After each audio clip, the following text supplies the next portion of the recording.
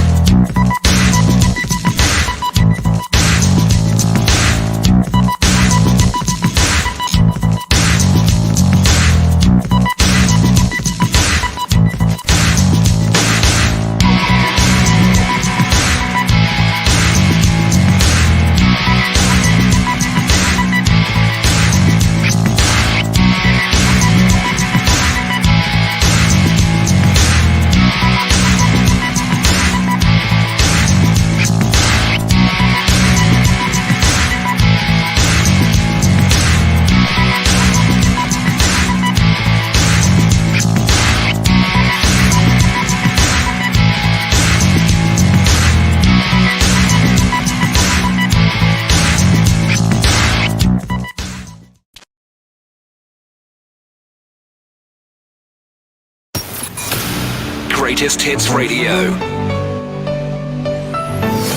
And now, the forerunner to Facebook, where your words tell 1,000 Instagrams. Use your phone for making that call. And get talking across the northeast, please. Because this is Night Owls with Alan Robson.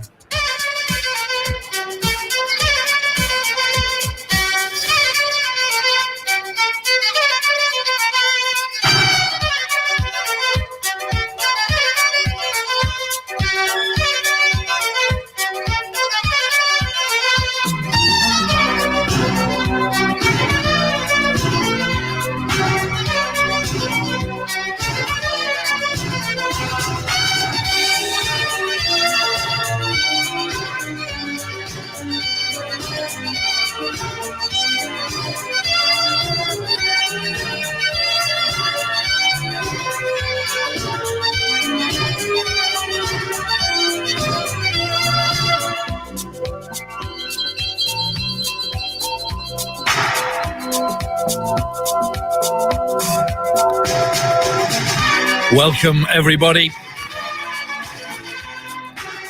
It's now time for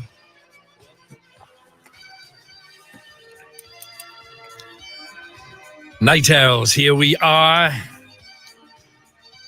And we did have some considerable delay a few moments ago, but it seems that we are back and back live again, which is tremendous. I'm also looking very, very red. I'm feverish. I'm warm. If you are watching on either Facebook or YouTube, we are back in our brand new studios, as you can probably tell. Got a lot of stuff for you tonight. What are we going to talk about? Well, we're starting off with all things terrifying and frightening. What is the most terrified you have ever been? And what was the situation you were in at the time? That is our first question tonight. What has been the most terrifying moment of your life? Now, sometimes it can be ghostly. Your lad's really upset you.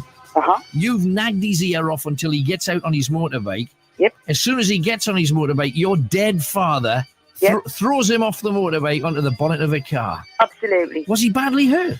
Yes, he ended up with a broken knee.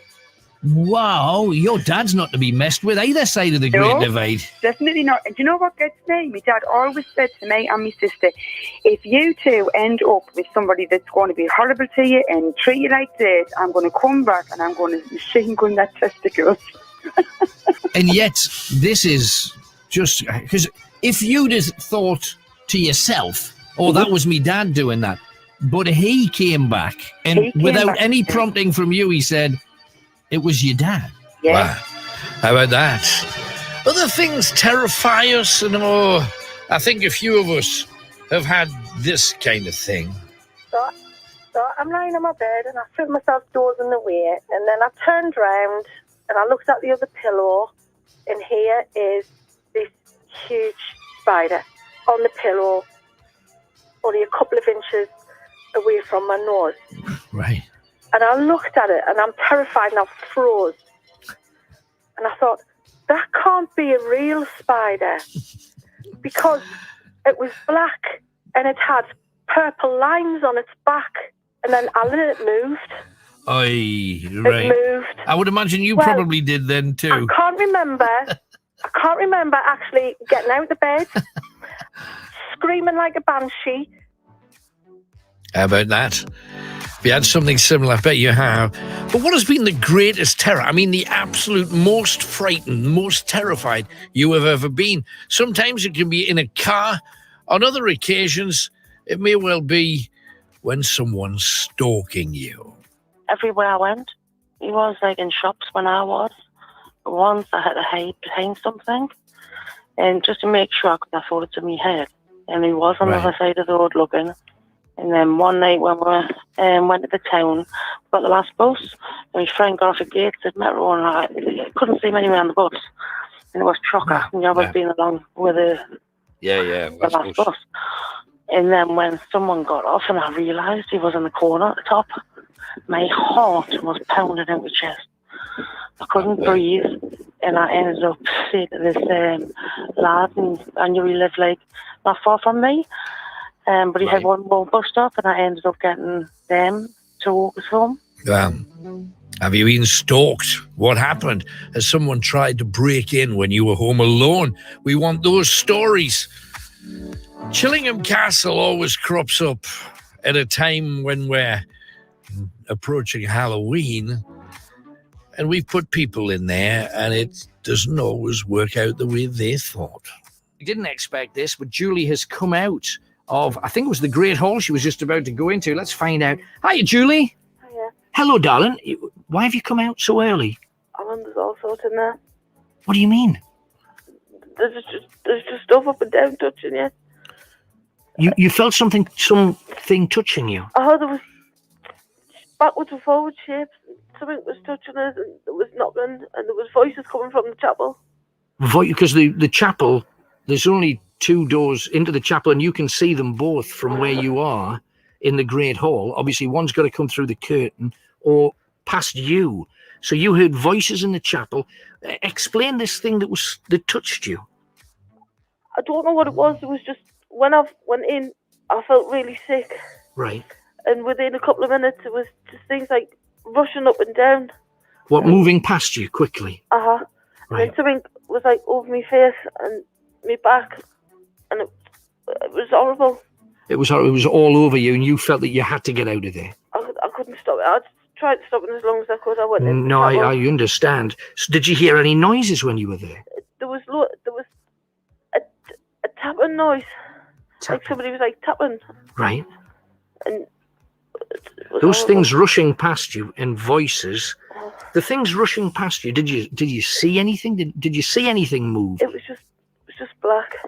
It was just black, but it moved past you. And the candle just kept flickering all the time, and then steady, and then flickering again. Right, but this black thing moved past you time and time again. Blimey, I'm not surprised. Not surprised you got out of there. And of course, one of the most common terrors, and I do think it is genuinely terrifying, when you're out in a car and you realize just what could have been you. On some occasions, the fog forms in this dip, and it was the first time it had ever happened on this motorway. Right. So you went from brilliant sunshine to seeing about 10 yards in front of you. It was absolutely unbelievable. Right. So I was in the middle lane, so I thought I'm going to get over to the inside lane pretty quick and pulled in behind this truck. Right. I didn't get as far away as possible so I could just make out his lights. Right. And he stopped, so I managed to stop in time. And I was thinking of all this traffic behind, trundling down the road. So I pulled onto the verge, first of all, right, and then onto the grass verge. And I thought, I'm going to get as far away as possible. So I drove up this slight grass bank. Right. I was probably only 15, 20 yards away from the inside lane, but I couldn't see a thing. There was nothing there. Right. But all I could hear were these crunches and crumps. And the sound of... You'll have to excuse me. That's all right. I'm so sorry to put you through this. It still gets to be 50 years later. Jeepers. So you could hear the crashes and the crunches. Could you hear people? No, not at that time. There were no screeching brakes, screeching tyres. Right. Because everybody was just piling around back. Yeah. And I must have sat there for 2.5 hours just shaking and hearing this crashing and crumping. Did people die in that incident? Oh, there were dozens dead and injured. It really was. It was the first ever major pileup, on a motorway. I don't think I've ever been so frightened in my life. It was unbelievable. And I couldn't even get out of the car, just sitting there shaking, And I suppose if we're talking about terror that we see in movies and on television news programs, but you never think that you're going to have an episode with a shark. So I'm about 200 yards out, and I look down, and there's this big black thing underneath me. Oh, what?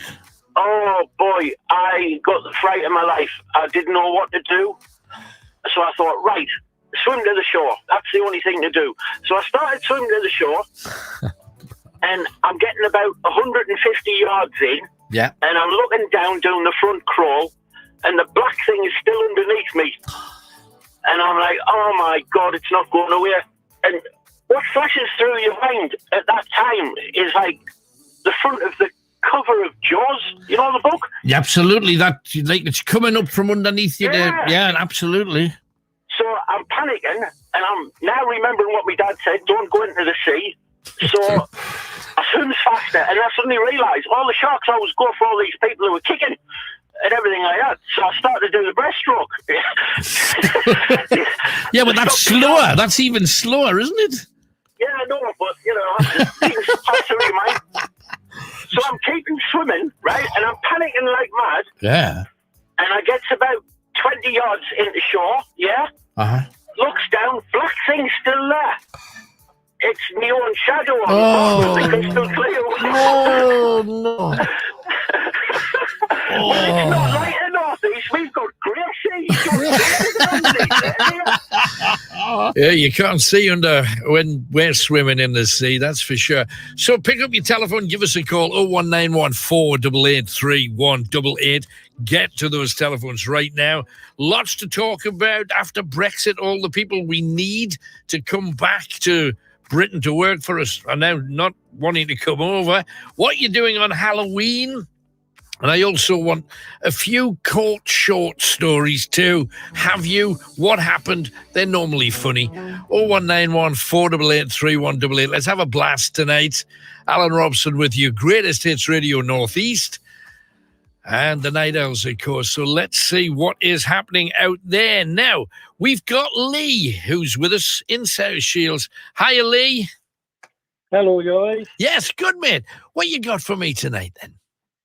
Well, obviously, I've uploaded some pictures onto your messenger. All right, great. When I was in Hortonley Spring Cemetery. Oh, you went up there? Yeah, I went up there like a couple of weeks ago. Uh-huh. Obviously, I was walking up through the woods by myself and that. Right. And obviously, I took some pictures going around. Right. And then 2 pictures, obviously, it was perfectly clear. There was a ghost. Oh, like you say it is. Give over. Well, I will be sent them, and as soon as I get them from the studio next door, we'll put them on screen as well, so that everybody that's watching, not just listening, can have a look at them too. Whereabouts were you in the cemetery when you picked up these ghosts? Then, do you know where the cross is? Yes. Oh, yeah. The memorial cross. Yes. Yeah, the memorial cross. Uh-huh. You go down the hill there. Yes. And then you turn into the woods. Yes. And it's like a big steep bankside on the right hand side. There is. And and it was just like a bankside on the left hand side. And it was basically on the left hand side. Whoa. What? I went right in. You must have some bottle mind. Here's a place where people have been scared witless, and I think I'll just have a walk in there late at night on my own. Well, I was with my girlfriend and my daughter. Right. But they stayed at the edge of the woods. They wouldn't go in. Yeah. And I went in just walking by myself. I don't think they were too wrong there. They probably made the best decision. Leave him to it. If he doesn't come back, I'll take you for a McDonald's. The strange thing is, as soon as we walked into the cemetery, right, and there's like a dark patch on the path. Yes. As soon as we crossed there, it went really, really cold, and all 3 we felt it. Right. And obviously, I think that scared my daughter. She was like, "I'm not going no further." Right. So we managed to drag her to the memorial cross. And then that was it. Managed to what kind of parent are you? We just managed to drag her. Don't make me do it. That's fantastic. Hey, but it's interesting because whenever we go to places like that, and it was a discovery for me. I'd heard of it, but I'd never been. When you go there, it's really something, isn't it? I was very surprised at how first of all, how much there was, because that cemetery, once you get down that hill, it goes on forever. Yeah, it does. I mean, it's just like a footpath, so you don't know whereabouts it is on your way back. Yeah, absolutely. We got lost too. Remember, like little reference points and things like that. But I mean, on the way back, I was like a grave on the open field bit, right? And I heard something like tap against it, and I was like, I turned my phone on, like make on the video, and I was like, make that noise again. And I walked away to another grave, but I turned back around and I took a picture, and there's like white mist going along that grave. Isn't it strange? We caught a whole batch, and we filmed that kind of mist for about 10, 15 minutes. And it looks like this. I was actually watching. Looks like there's figures walking through it, though, doesn't it? It looks like people. There's I heard when I got the pictures of the ghost, I heard like a manly grunt, like a man voice grunt, right. and that's what made it. Like I turned away, turned to the right, and I had my phone on my my left hand side, and I just double snapped it, like double picture. Good lad. And it was one like as if it's standing there, and then the other pictures with it moving off. Right. So, hey, I tell you, it takes some good. Well done, you. You're like Billy the Kid with that telephone of yours. Click, click, double click, and double click there. Fantastic. So, have you done a lot of this? No, I do get myself out and about on the night time, like by myself, like places. But I've always been like into ghost stuff and things like that. Right. Well, it's the right time of year for you.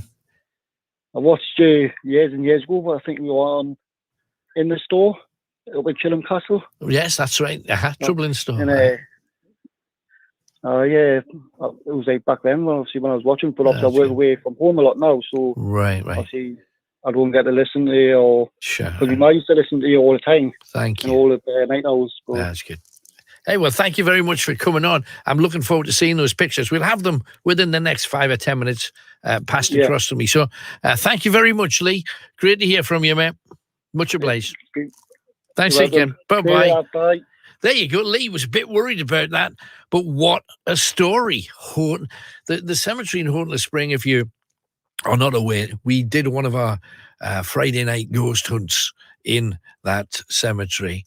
And you can check it out if you wish. It's on YouTube and Facebook, and you can watch the whole thing. But we caught some, and it's the only time I can put my hand on my heart and say it looks like you're capturing hundreds of figures moving through mist. And I've never been able to say that before. It's the weirdest phenomenon. There may well be a logical explanation, perhaps. If you're a skeptic, you can have a look on there and come up with it. But we really couldn't. It was just chin on your chest kind of time. 0191 488 3188. What are you going to talk about on the big one tonight?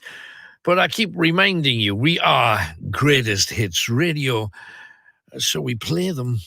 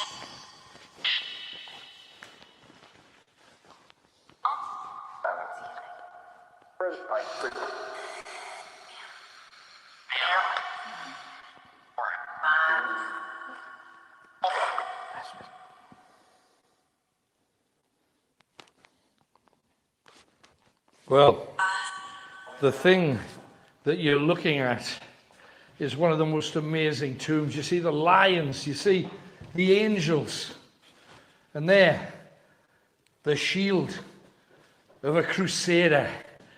What better for Halloween than to come and visit something like this? Kenny, give us your hand. Thank you. No worries. Take me down. Down you get. Kenny and I are already here in St. Peter's Church in Chillingham. Chillingham, a Halloween special, parts 1 and 2. In part 1, we're starting where a lot of people never visit. You have to come and see this. This lady here is Jacquetta, French. However, she is known in England as Elizabeth, but Jacquetta was her original name. The gentleman that I want to introduce you to next door is Sir Ralph Gray. And Sir Ralph, apparently it's a really good depiction of him too. This is Sir Ralph the Knight, hands held in prayer, because he was so religious. He was a fighter in the Crusades. He wasn't a Knights Templar, but there are certain signs here that mischief was made, even when they were carving his tomb. And what a tomb this is. And yet it has kind of pagan repercussions if you take a look at the symbolism that they have on the stones. They've got what you would expect, angels, but if you see the angels, they don't look kind of heavenly angels. You've got all of the religious iconography that you would expect from somebody of his status. The Grand Castle in the background.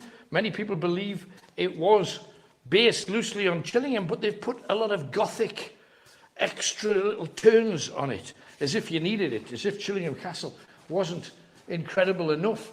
I'd never heard of Sir Ralph Gray, had you? I'd never heard of him. Right, now he was a knight. He became Sheriff of Northumberland.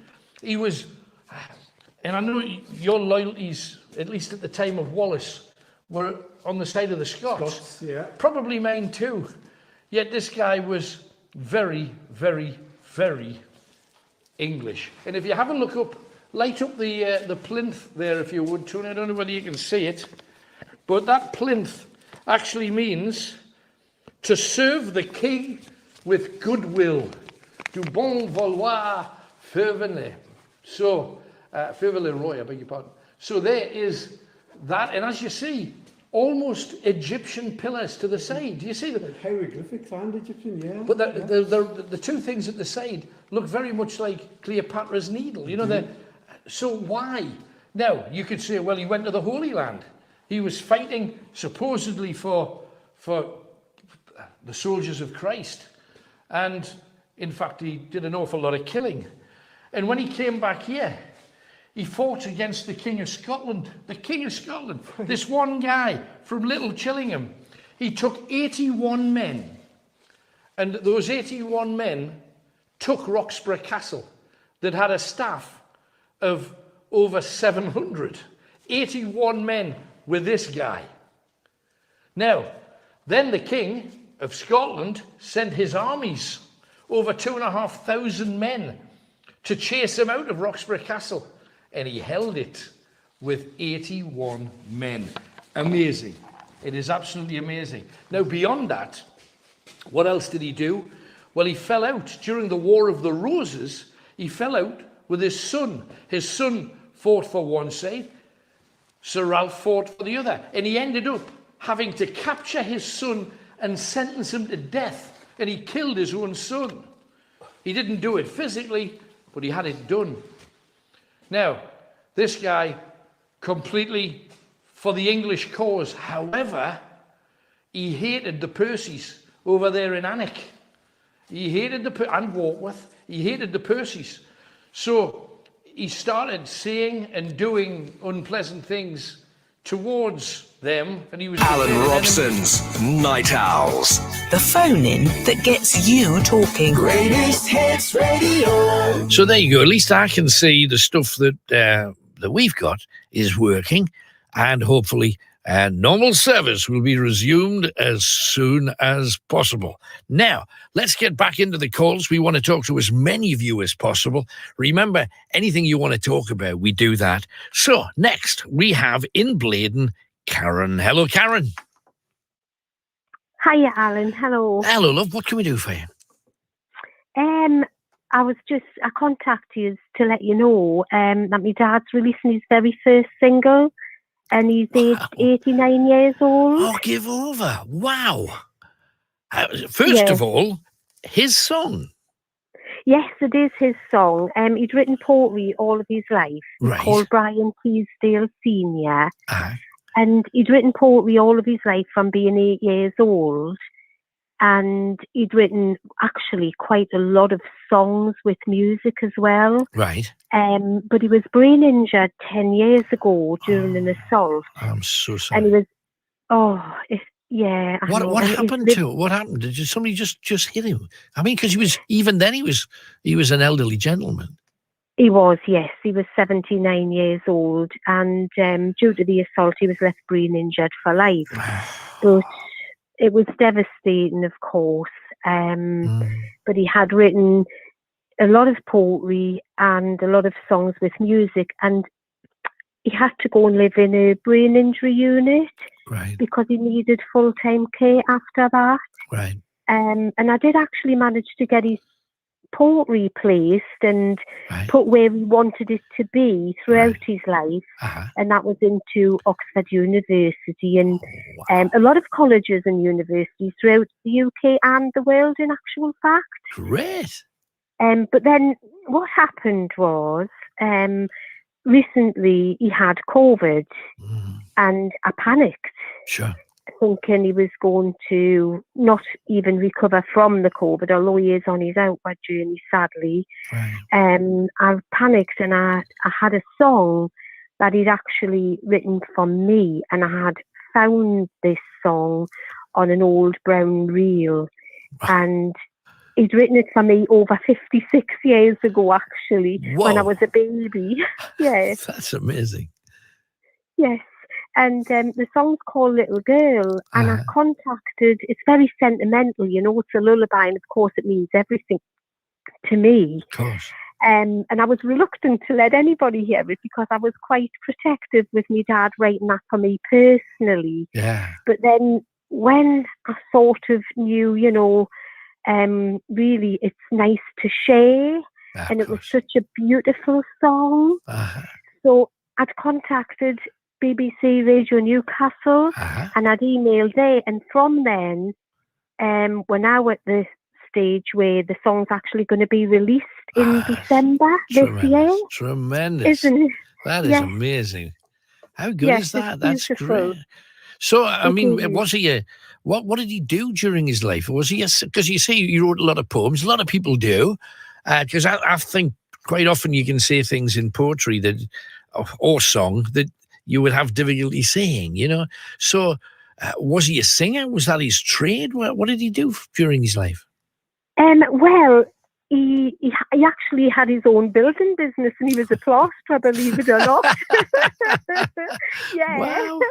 But every night he never gave up on his dream, never, ever gave up on his dream, you know, and he would write his poetry. And of course, years ago, he used to do the singing in the house and play the harmonica, and he had an old machine with the old brown reels. And of course, when I found the brown reels and I came across this one, which is called Little Girl, it was, I can't explain how emotional it was. It was beautiful that I actually found that particular song. I just think it's amazing that he recorded it and it's just sat there. That's the thing, because let's face it, loads of people, certainly of my generation and other and earlier generations, they had cine reels full of like film of their kids and their grandkids and their grandparents, and they all went in a box. And when technology improved, a lot of them just went to the wall. I mean, very few people said, I'm going to take my 300 cine reels and I'm going to put them all on video. And then when video went, well, I'm going to take all my videos and put them on. You know, very few people actually did that. So an awful lot of history, because that's what it is. A lot of history got lost. Yes, that's right. And to me, with my dad being brain injured, it meant more than it would because he can't speak or sing now because he's brain injured so badly. And to hear him sing was just absolutely, it touched my heart. It was absolutely special, yes. And has he heard himself sing? Well, to be honest, what happened was I contacted BBC Radio Newcastle. Oh, you mentioned that. And the lady there called Julie Hope put out an appeal to help me bring my dad's song back to life. She used to work on Night Owls, Jill. Did she? Yeah. Oh, she's lovely. She was one of my Night Owl girls. Yeah, she's a good lass. Yeah, she is.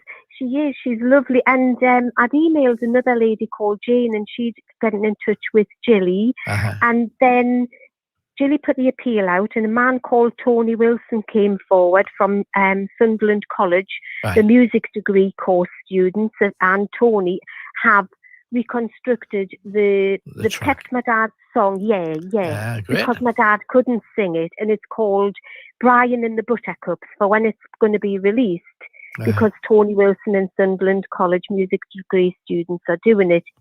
And then just last week, a man called David came forward from Sapien Records Limited, and he's going to release the track. That's amazing. It's absolutely amazing. It's it is a dream come true, you know. Well, and my dad knows, and I told my dad, and although he can't say much and can't sing anymore, he actually put his hand to his mouth and started kissing his hand. Oh, so I'm quite sure he's over the moon. Yeah, I bet so. I know, that's tremendous. Well, we'll all be watching for it. Make sure you get a copy of a digital copy sent across to me as well, and we'll give him a shove too. Hey, not a problem. Lovely talking to you, Karen. And that is absolutely a dream come true. Thank you for sharing. Thank you very much for talking to me as well. And the best of everything to everyone there too. Thank you. Cheers, Karen. Bye-bye. How about that? Amazing. Have you had a little mini miracle happen to you? You know, where a dream has come true. I think they tend to be rarities, the whole dream come true thing, but we'd love to hear your views. Have you had a spider explosion as well? We could do with your stories about them if you have. So 0191 488 3188. Now, I'm so tempted to go into my next commercial break, but I don't even know if it's there. I have no idea whether it should be waiting for me. Hollywood McShane is muching about. Have we got adverts or not? We're going to try. We're going to try. That's what we're going to try to. Well, we're going to invade on D-Day. Shall we do it? We're going to give it anyway. We're going to give it a try. Let's try right now. Greatest Hits Radio. I'm sensing not trying maybe hard enough. No. No. Everybody's looking at each other. I can't hear anything. And they're all looking at me saying, I can't hear anything. No, we can't hear anything because there's nothing to hear, for heaven's sake. This is ridiculous. We got some sad news with you. Just let me share this with you. Donna says, hi, just to let you know that my mum, Joyce Aitchison, passed away on the 26th of September, suddenly at home. She was 69. She was a great fan of Alan and the Night Owls for many years, having attended some of the meetups too. Her funeral's at Durham Crematorium on the 29th of October at noon. It's also her birthday. Oh, believe me. It was in her wishes to let you know. Regards, her daughter, Donna. Donna, thank you very much for telling me that. Awful, awful, awful to hear. And those, the pictures that we were talking about that were taken in Houghton Cemetery, they've just come through, and the anomalies are exactly as he said. They're very cool indeed. Thank you very much for sending them in. And also, talking food, just very, very briefly, because we have been sent from Craig and Peter Lee. He has a habit of doing this because he knows I'm quite peckish on a Sunday night. And he sent me a picture of mixed grill, sausage, gammon, steak, chicken, egg, curly fries, corn on the cob, all with peri-peri sauce. Oh, come on. And that really is the business, absolute business. So if you want to show off what you've been pouring down your throat today, feel free to do that. We have Gerald joining us now. He's in Sunderland. Hi, Gerald. You right? Hello, man. Yes, I'm good, thank you. What are you talking about tonight? Tonight I'll be talking about what I've been doing for Halloween and what I will be doing on the final day, of course. Fabulous. Go on then. What have you got lined up? What I've got lined up, we've just been putting out our decorations today, actually, and it's been a blast. We've been having the time of our life.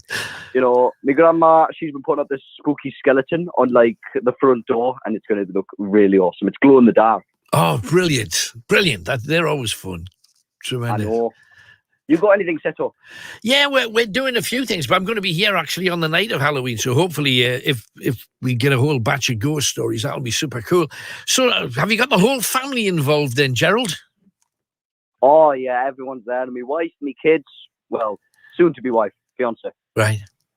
And are you all going to dress up for it? Oh, yes, we have a big party planned. All the kids are going to be out trick-or-treating with their friends, and I'm going to be home having a nice drink with everyone. But your doorbell's going to be ringing because you got a skeleton on the door. They're all going to be after some sweets from you. Are you going to... Oh, don't worry. The skeleton will scare them all off. You hope so. You hope so. All right. Always. Brilliant. Anything else then? Oh, well, actually, for Halloween, we've got a whole array of gifts because some of us are going to be putting up our Christmas decorations just to annoy everyone. And some of our neighbours are in on this. We're going to be putting up a bunch of Santas, and I'm going to be wearing a Santa hat, and so is my wife. Right. Fiance, of course, I keep forgetting. We're all going to be wearing Santa hats to annoy everyone because they're all going to think that, oh my God, they're so out of festivity. They're celebrating Christmas in October, you know? Absolutely. And, of course, with the strangest accent anybody could ever put on. Let's have a jingle. Or not. No jingle. We were expecting one there. You see, all of the adverts aren't there where they're supposed to be, and now the jingles aren't actually kicking in either, which is quite strange. But anyway, we will continue to persevere for that.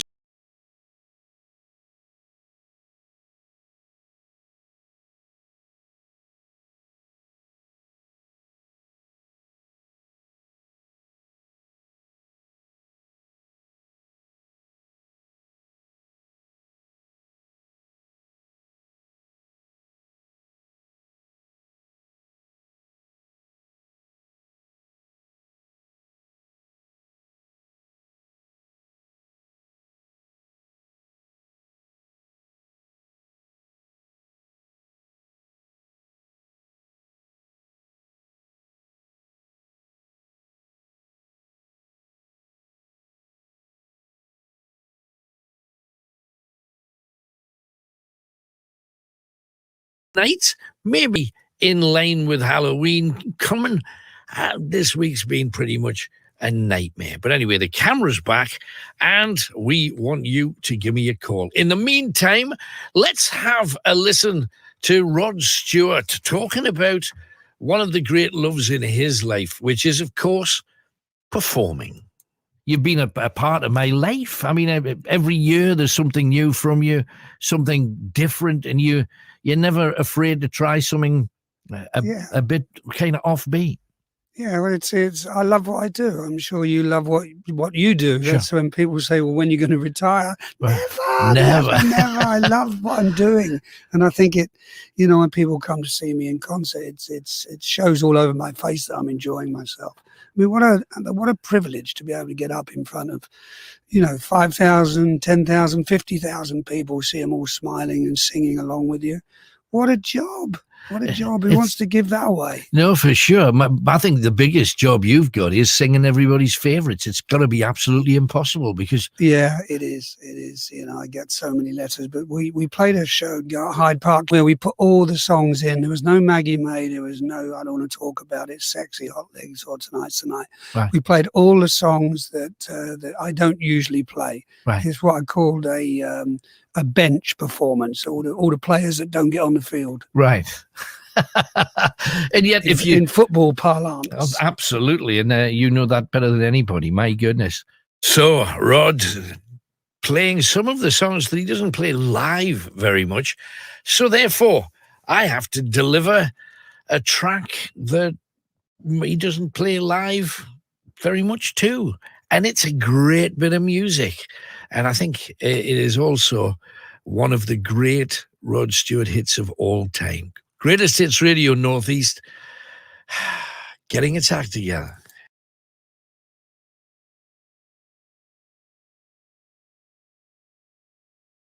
Hanged, drawn and quartered.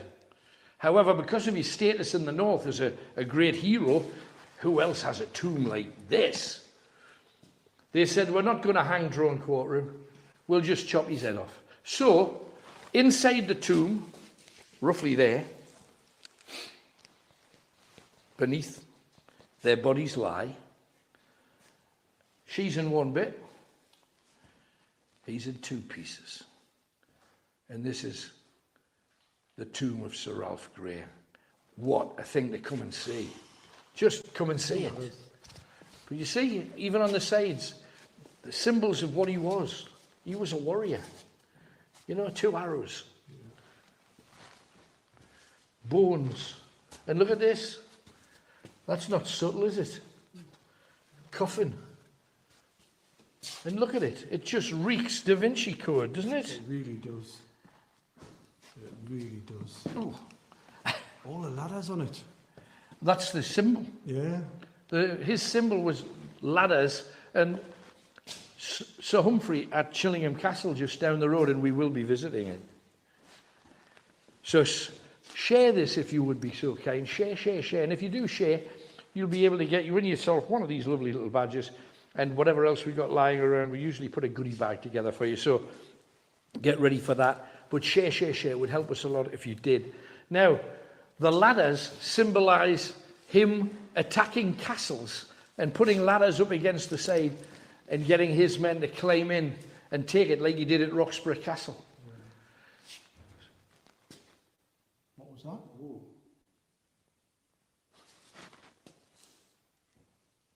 Now, there's no one in here. Look around over there. That sounded like it was down the bottom. No, down here. Down there. Oh. Yeah, watch your step. Oh, good idea. My torch. I left it up here. Let me just quickly grab it.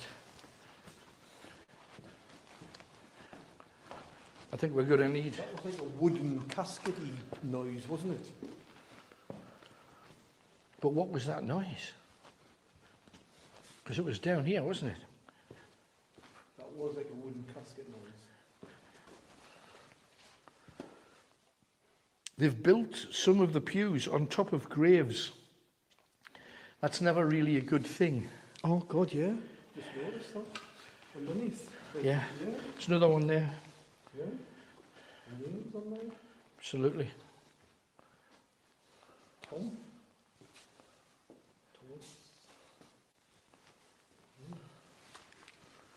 Amazing. Lord Gray, who died October. Is that October 20th? Yeah. No way. Why? What day is today? Wow. That is creepy. That is bizarre. Oh my word.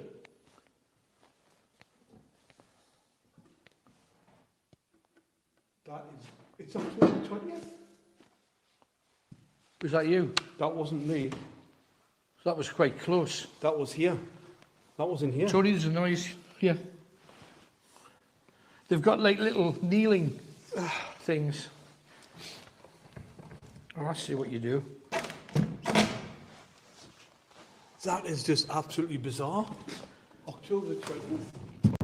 I've just heard a clanging thing. Why are they still dying like that then? Just old Englishmen.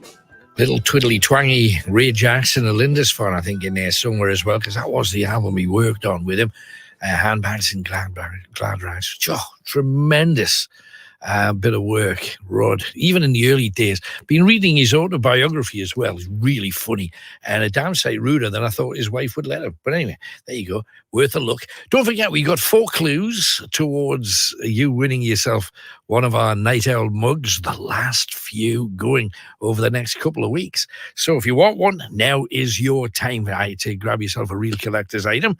4 clues, and you've got to tell me whose hits that first clue in about 11 minutes.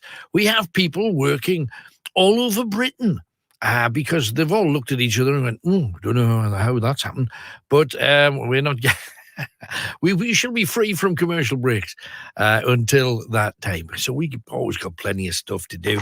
So pick up your telephone, give me a ring. Better chance of you getting on now. So give me a call. Sue is with us. She is in Skelton. Hello, Sue. Hiya, Alan. The most terrifying moment in my life is giving birth to my eldest daughter. Right. Oh. I didn't know I was pregnant. What? Till I had her. Whoa, hang on. How did you not know you were pregnant? I mean, doesn't a certain monthly occurrence cease? No, because I still had my monthly for a week.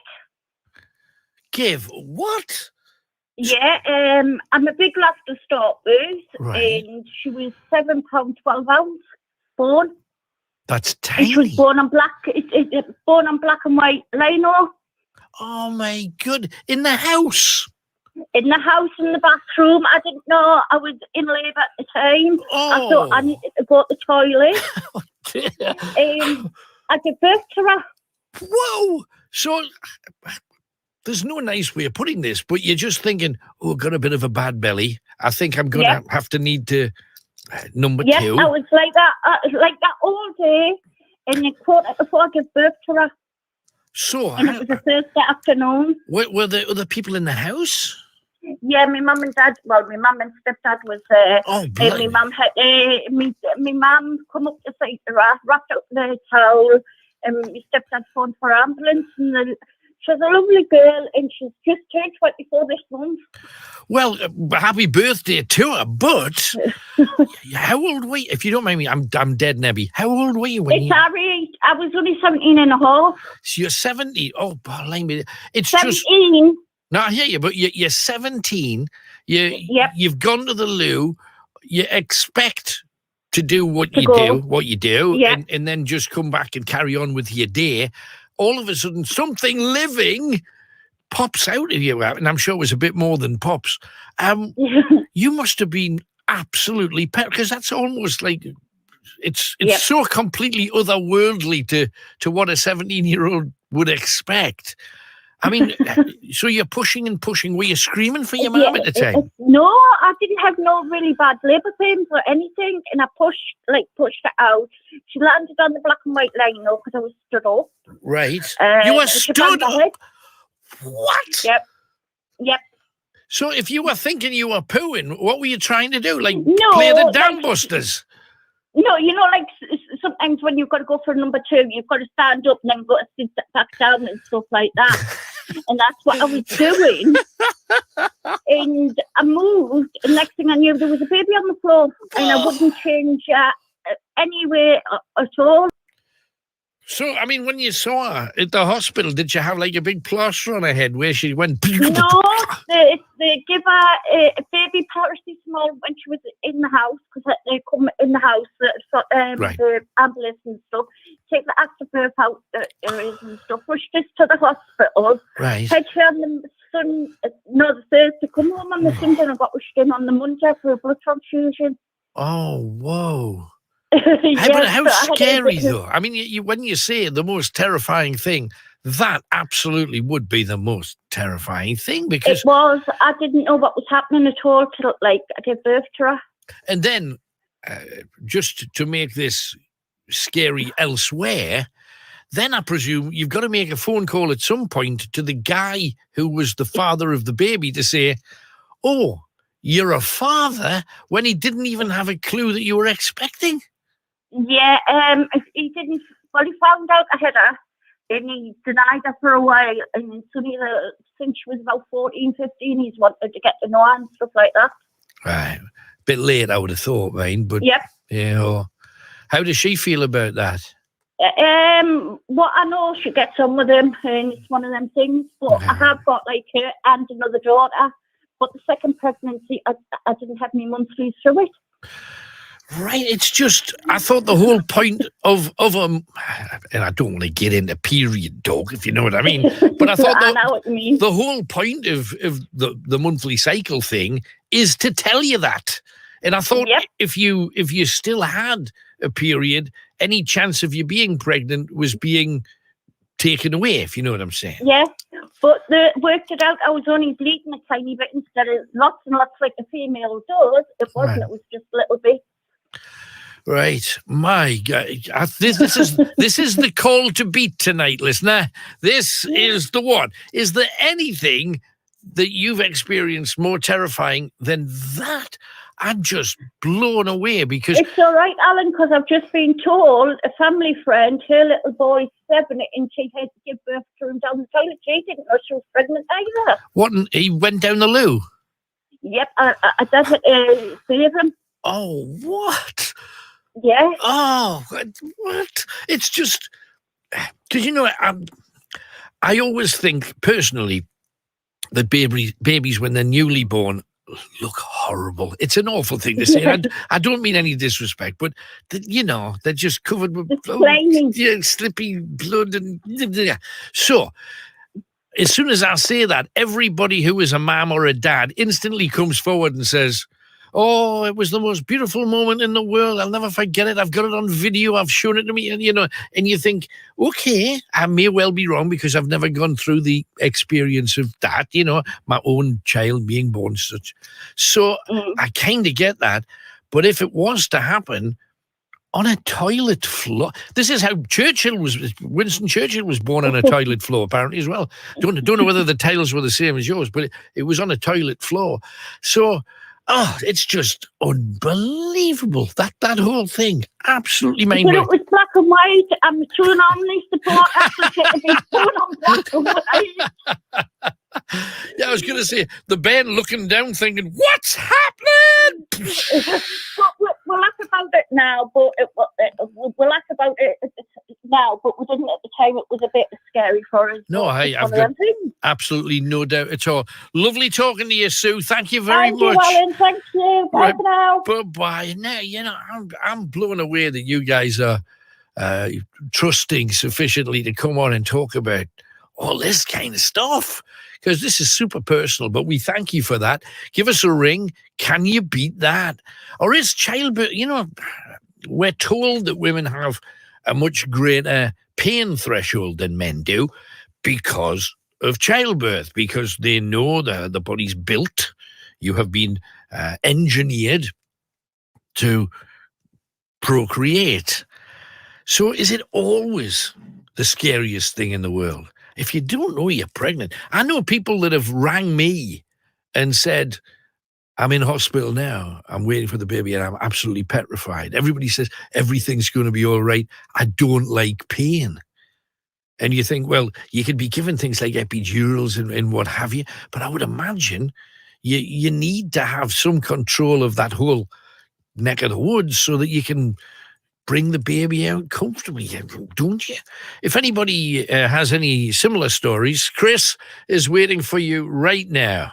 0191 488 3188. Give us a call. Greatest Hits Radio Northeast. We would love to hear from you. Or, in fact, we'd love to hear from our adverts, and we'd love to hear from our news announcer as well. But it seems that they're possibly out setting off fireworks or doing whatever they're doing. 0191 488 3188. Get your calls in quick as you can. And we've had a couple of emails in about spiders. So, you know, you said there was a spider explosion going on. This isn't pretty. This guy, where is he? There he is, David. David sent a thing in and he says, Alan, I found a spider's nest. It was a ball of web in the corner of my living room. And I saw it happening. I saw it coming, getting bigger and bigger. And I thought not much of it because I just thought it was cobweb. I got my duster. He's got one of them long blue frilly dusters because he's a picture of his duster. I got my duster and I knocked the web onto the wooden floor. When it hit the wooden floor, hundreds of little tiny spiders ran out in all directions. He says he thinks he got most of them. Yeah, but the rest will all be seeking revenge. And they'll be climbing up his nose and in any open orifice when he's asleep. There's no doubt about that. But David says, no question about it, he's never ever experienced or seen anything like that before. Have you? We're off to Esh, not Eshington, Esh winning. And we got Heather there. Hi, Heather. Hiya. I'm actually from Ashington in the reverse place. How about that? It should be Ash winning that you're at then. Okay, that's brilliant. Hey. So, do tell, what you got for me, love? I'm actually opening a mind spa and wellness studio in your old school. Oh, hang on a second. John Marley sent that. No, I saw an email sent in to Chris, and Chris sent it on. You're starting a wellness clinic at the John Marley Centre. That's the one that's on Wickham View. It's the one that's in Muscat Grove. It used to be Pendower School. Yes, it was.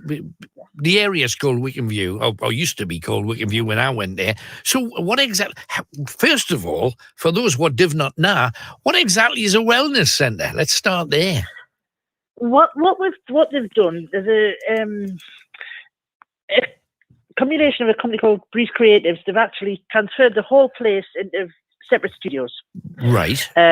The idea being making a huge art centre complex for anybody that's in the least bit creative can rent a studio and do their thing. Oh, that's good. Good. So what I've done is rented a studio. And what I do is I'm running a mind spa, which is actually it's hard to explain. People are fortune for spa days, you know, where you go and have your hot stones and your massage and everything. Yeah. But nobody actually does anything for your mind at these places. Right. You know, you can be lying there having your hot stones still with your brain whirring at 90 miles an hour about everything that's going on. Yeah. So this whole concept is to actually get people to just stop and think and stop thinking. Right. And just be. Use their creative side to bring all that out. Okay. I do have clients from all angles, but one of the things we'll find a lot of them lack is inspiration. Right. So I decided we're going to have a relaxy end with a load of books and a load of, you know, nice chill out area. Right. And it came to mind that I thought, if we filled the bookcase with local authors, right, that's actually a really, really inspirational thing to do. Plus, it showcases the talent of the local authors. Sure. So we've, you know, it's all very well me saying to people, "Oh, get creative and write it down and write a story." And a lot of people are going, "No, I can't do that." But if I can say, "Look, all these people here are from here," yeah, then you know, it inspires them to say, "Well, if they can do it, I can do it," kind of thing. Absolutely. I get that. The whole mind thing, we're all aware of, yes, a lot of people love the whole spa idea thing. However, the whole mind issue, mental health has been massively mentioned during the whole lockdown thing, because a lot of people with mental health issues have been left out to dry. There's no question about that. Absolutely, yes. People are struggling, really struggling. Even people that have never had problems in that area before have suddenly realised, hang on, I'm having difficulty coping here. So makes you wonder how those with serious issues are getting by at all. So what gave you the idea to do this? Because I've never heard of a mind spa before. My own history, I had a very poorly little girl, and lots of home circumstances that made my mind was a little bit frazzled. And I just, at the time it would have been so nice to be able to take half an hour out and just go and sit somewhere that was a safe space that could just give me that brain space. And obviously, as a mental health specialist, I decided when the time was right for me to do it, to go for it. And I think at this point, people are in need. I have clients now who I've worked with for a while who are quite well established in where they are and what they do, and they're aware they've got issues. But I've got other people who come to me and sort of say, "Well, I didn't think there was much wrong with me, but I'm just feeling stressed and pressured and." Work's stressful, and it's terrifying having COVID outside and you don't know what you're doing. And so we kind of, that was what made me think I need to create this lovely environment that people can come in, sit down, relax. If all they want to do is absolutely nothing, that's then fair that's enough. fine. Yeah, But it's just an escape. If they want to go down the counselling route and have therapies and things, well, they're on offer as well. So. Right. No, that's great. I mean, what's your background to do this? Because that's fairly heavy dealing with, because you're talking about dealing with people's most personal problems, really, I suppose. Yeah, I've done it for many years. I worked very briefly at St. Nick's Hospital for about 30 years ago. Oh my goodness, right. And then I got into went down the counselling road and then went into private practice, and I've run Eco Arts Wild now for 5 years. Right. Got my various qualifications en route, got a PhD as I was going, and just kept going. I've got only certificate thesis on the wall. No, I'm not doubting any of that. I'm just saying that this is, because the one thing that I know about helping people that have got mental health issues is you can't help but take a bit of that home with you, because you just do if you can. Yeah. You do, and when you've got genuine empathy for a situation, you've got to be very careful. And I think following my own advice is something that what would I tell somebody to do in this situation? So that's basically where we're at. So the main appeal at the moment is for local authors if they would like to donate a book. Right. If they've written a book and they'd like to donate it, so that when people come, they can wrap themselves up in some local, whatever it is, a local novel, a local history book, a local any kind of book, right? Absolutely, yes. Because I mean, we've got there's people from all backgrounds who are into all things. So sure. Right, okay. It doesn't matter what we've got. If anybody gets in touch who would like to pass a book on for the centre, we're happy to do that. So the old school, presumably now. Because what it used to be in two halves. The girls' school used to be on the right-hand side and the boys' school was on the left-hand side. And according to the headmasters, never the twain should meet. All had different lunch breaks, different break times, One got out 15 minutes early so that the lads had a 15-minute head start before the lads got after them. That was the way that it used to be. Are they all now different studios doing different things? Yeah, they're going to be. It's quite early days for the whole setup at the moment, but there's Alex from Breeze Creatives, who's the mastermind behind all this. He said there's going to be about 200 creatives under one roof. That's amazing. When it's all done. That's fantastic. So it's absolutely fantastic what they've got going on down there right now. It is going to be a place worth going into if you've got a choice of 200 destinations once you get there. That's tremendous. Hey, well good luck with it. What's it called, Heather? We're Eco Arts Wild. Right. and our studio is 163A. That's us. That's where we are. 163A. And if people are interested, are you on Facebook? Do you have a website? All that kind of stuff? Yeah, we do. It's all out there. Okay. We've got Facebook. The links up to the website's on Facebook. I don't know if you saw it, because we kind of missed it on the blog, but I'm offering a £5 discount to anything for money if you're a Night Owl supporter for all right your ghosty sessions. Okay. That's lovely. Hey, well, thank you very much for coming on. I really appreciate it, Heather. Thank you, darling. Good luck. I'm going to be dead cheeky and ask if you can write one of your books as well. That'd be fun. There is an issue with that, not a huge issue. If I possibly can, I will. Okay? No problem. Yeah, brilliant. Thank you very much. Cheers. Bye-bye. No bother. How good is that? There's Heather. At the present moment, I've got a lot of stuff in storage. As soon as I'm out of storage, I'll sort that out. That's no problem. 01914 488 3188. Pick up your telephone. Give us a ring. We're getting scariest moments being emailed in. If you have had a scary moment, you don't want to come on the show, but you want me to read it out for you, please do. Send it in. This one comes from Anne Cumson, who says, "Evening, Alan. My scariest moment when I was on the back of my husband's motorbike. We were on that high road near Scarfell Pike, blimey. 2 furniture vans in front of us.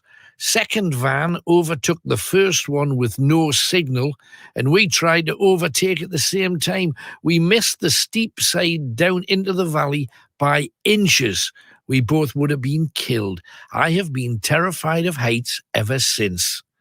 We went to Mont Saint-Michel in France.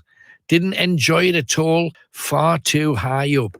Now, for those of you that... Mont Saint-Michel, what's that?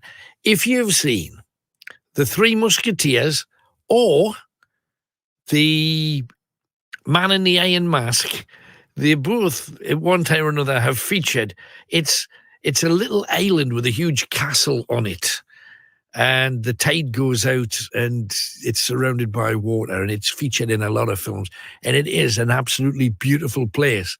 But if you're scared of heights, give it a miss. 01914 488 3188. Get cracking and give us a call. We have Anonymous next, who is in South Shields. Hello, Anonymous. Hello, Alan. How are you doing? You all right? I'm all right, mate. Thank you for ringing. What's up? You got a problem? Maybe he's got a problem. I'm calling to talk. Actually, I've just caught the tail end of the last conversation that was with the mental health stuff and all that. Yeah. I'm not too sure.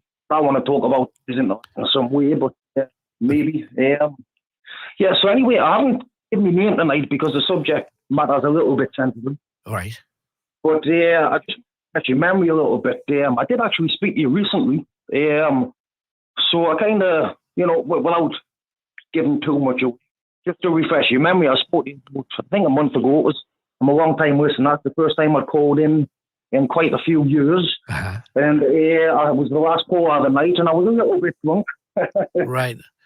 I think I'd mentioned about when I was very young, I called in, I reviewed the Michael Jackson show and all this. I don't know if that's ringing a bell. Yes, I do. Of course I remember. I know who you are. So, yeah, what can we do for you tonight? And have you had a drink, or are you completely free of it at the minute? I'm as sober as a judge tonight, Alan. Okay. Right. Okay. That's what I'm calling in for, because I'm actually pretty much more sober, I think.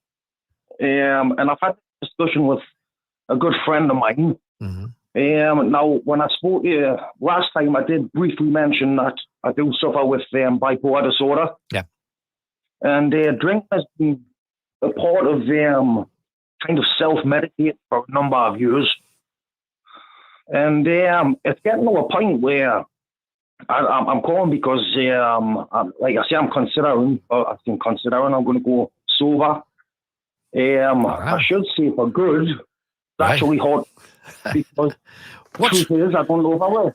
What's brought this on? Because a lot of people that have had mental health issues have used alcohol, and a lot of alcohol in some cases, and alcohol purely by its nature is a depressive. So you would think, well, that's just like pouring oil on a fire by drinking as well as having a mental health issue. And yet I do understand the stresses and the strains, and I just want to get out of the existence that I'm in at the moment. I kind of understand that too. But for you to say, I'm never going to use it again, that's a huge step. Will you be will you be able to do it? Today, in all honesty, I'd have to say no, but I'm certainly going to give it a good crack, because this is the thing that actually terrifies us, if I'm being honest with you. I don't really want to live a life where I don't ever drink again, because I like a drink, but I don't like being drunk, and I don't like the negative effects that over drinking is having and had repeatedly on my life for a number of years, you know. Yeah. Now, I've got a very close friend who is similar to me in a lot of ways. He also has bipolar. He's also dealt with his issues the same way that I have. And I mean, I don't want to go on too much, because I can't possibly fit everything I want to say about the subject into one call without taking up too much of your time, you know. But to just keep it brief, we have this conversation, me and my friend, at least once a month, where one of us saying, "Oh, you'll not believe what I done last night. That's it. I'm done now. You know, you'll not believe who I've upset or what."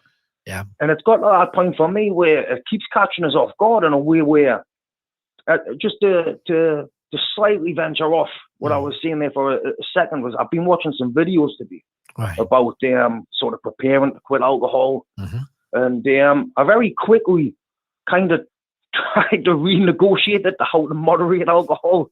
You know? Right. And one of the things the guy was saying in this video on YouTube was that it's sold to you in a way where it's made out to be very sort of cool and very glamorous. And, you know, I think somewhere in my head, I'd like to be James Bond in the casino sipping on me scotch and me nice suit. You know what I mean? Because that's what you see. Who wouldn't? Absolutely. Get it. Exactly. Now, in reality, I don't own a nice suit and I couldn't afford to gamble even if I wanted to. But the appeals in that lifestyle and, you know, a drink just kind of goes hand in hand. Exactly. It's that image. I love that sort of rat pack lifestyle image. And, you know, if I'm going on holiday and sitting on a boat, I want to be sitting on a pina colada or something, you know. Gotcha. Yeah, I hear you. But you see, some people can. And to be honest, probably the majority of people who drink can, because they can say no and they'll just have one and it'll be just enough to give them that little flutter without, you know, punching anybody, upsetting, saying the wrong thing, rolling around. Nobody likes a rolling around drunk. Nobody on planet Earth likes that. The slavery nouts, they are. And we see them every day and we don't like them. However, whenever you look at it, any movie on TV, it's the sophisticated, it's the women falling at his feet. It's drink is very different from the reality of drink. And to be honest, anybody that doubts that, just go into the nearest city centre at about 11:15 any night, and you'll see the worst, nastiest. Absolutely, it's just wrong.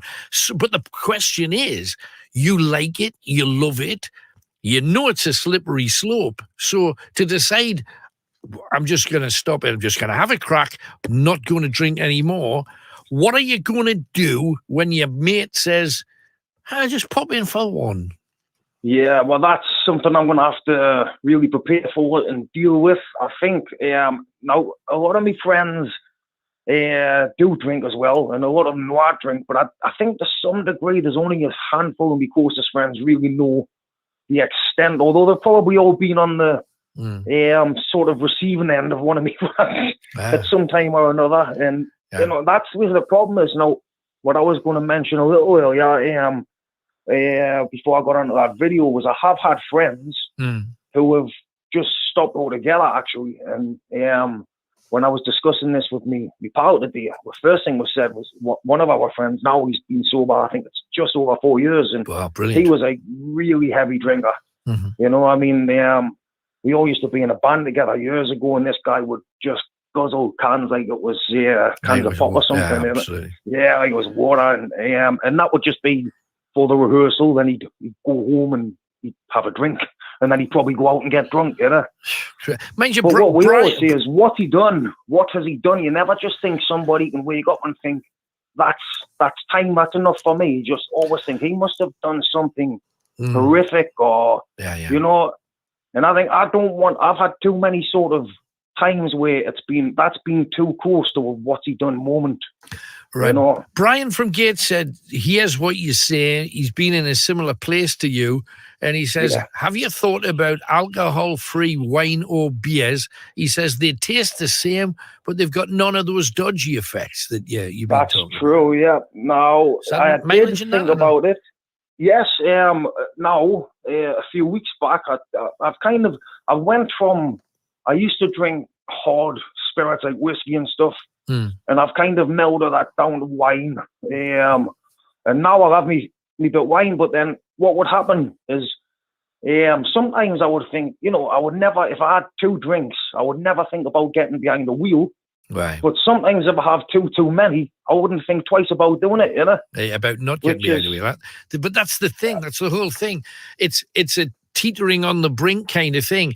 And you always, if you've been a heavy drinker, and I know a lot of my friends were, because I was the sober guy driving them around, and I saw them in some ridiculous states. And even though you like to think they're friends of yours, they treat you like dirt when they're drunk, and they insult you, they insult everybody you know, and you think, why the hell am I doing this? But on saying that, all of them seem to think, I'll just have another one, or I'll just have a half. Just get us a short. Just get it. And you think, all of those knock you over the halfway mark. And once you're there, it's too late, because you can't drive, or you shouldn't drive. You shouldn't drive. You shouldn't talk to anybody, because you're already in a place where whatever you say is going to be offensive. That seems to be what happens. So you're going to give it a crack. When are you starting this proper then? I've started 2 days ago, actually, but that was, again, off the back of probably drinking about 8 bottles in 12 hours and making a real fool of myself. And then it was like, to get away from the hangover and the shame, I've just ended up back on it until I've sort of balanced out the next day. And I've sat and had this conversation with my friend and just to back up, I did drink some like alcohol-free drinks, and I thought to myself, you know, if I'm going to go out for a pint, because this is what I find, and I'm sorry if I'm jumping from subject to subject, but my brain tends to race a little bit sometimes. You know, I don't want to go out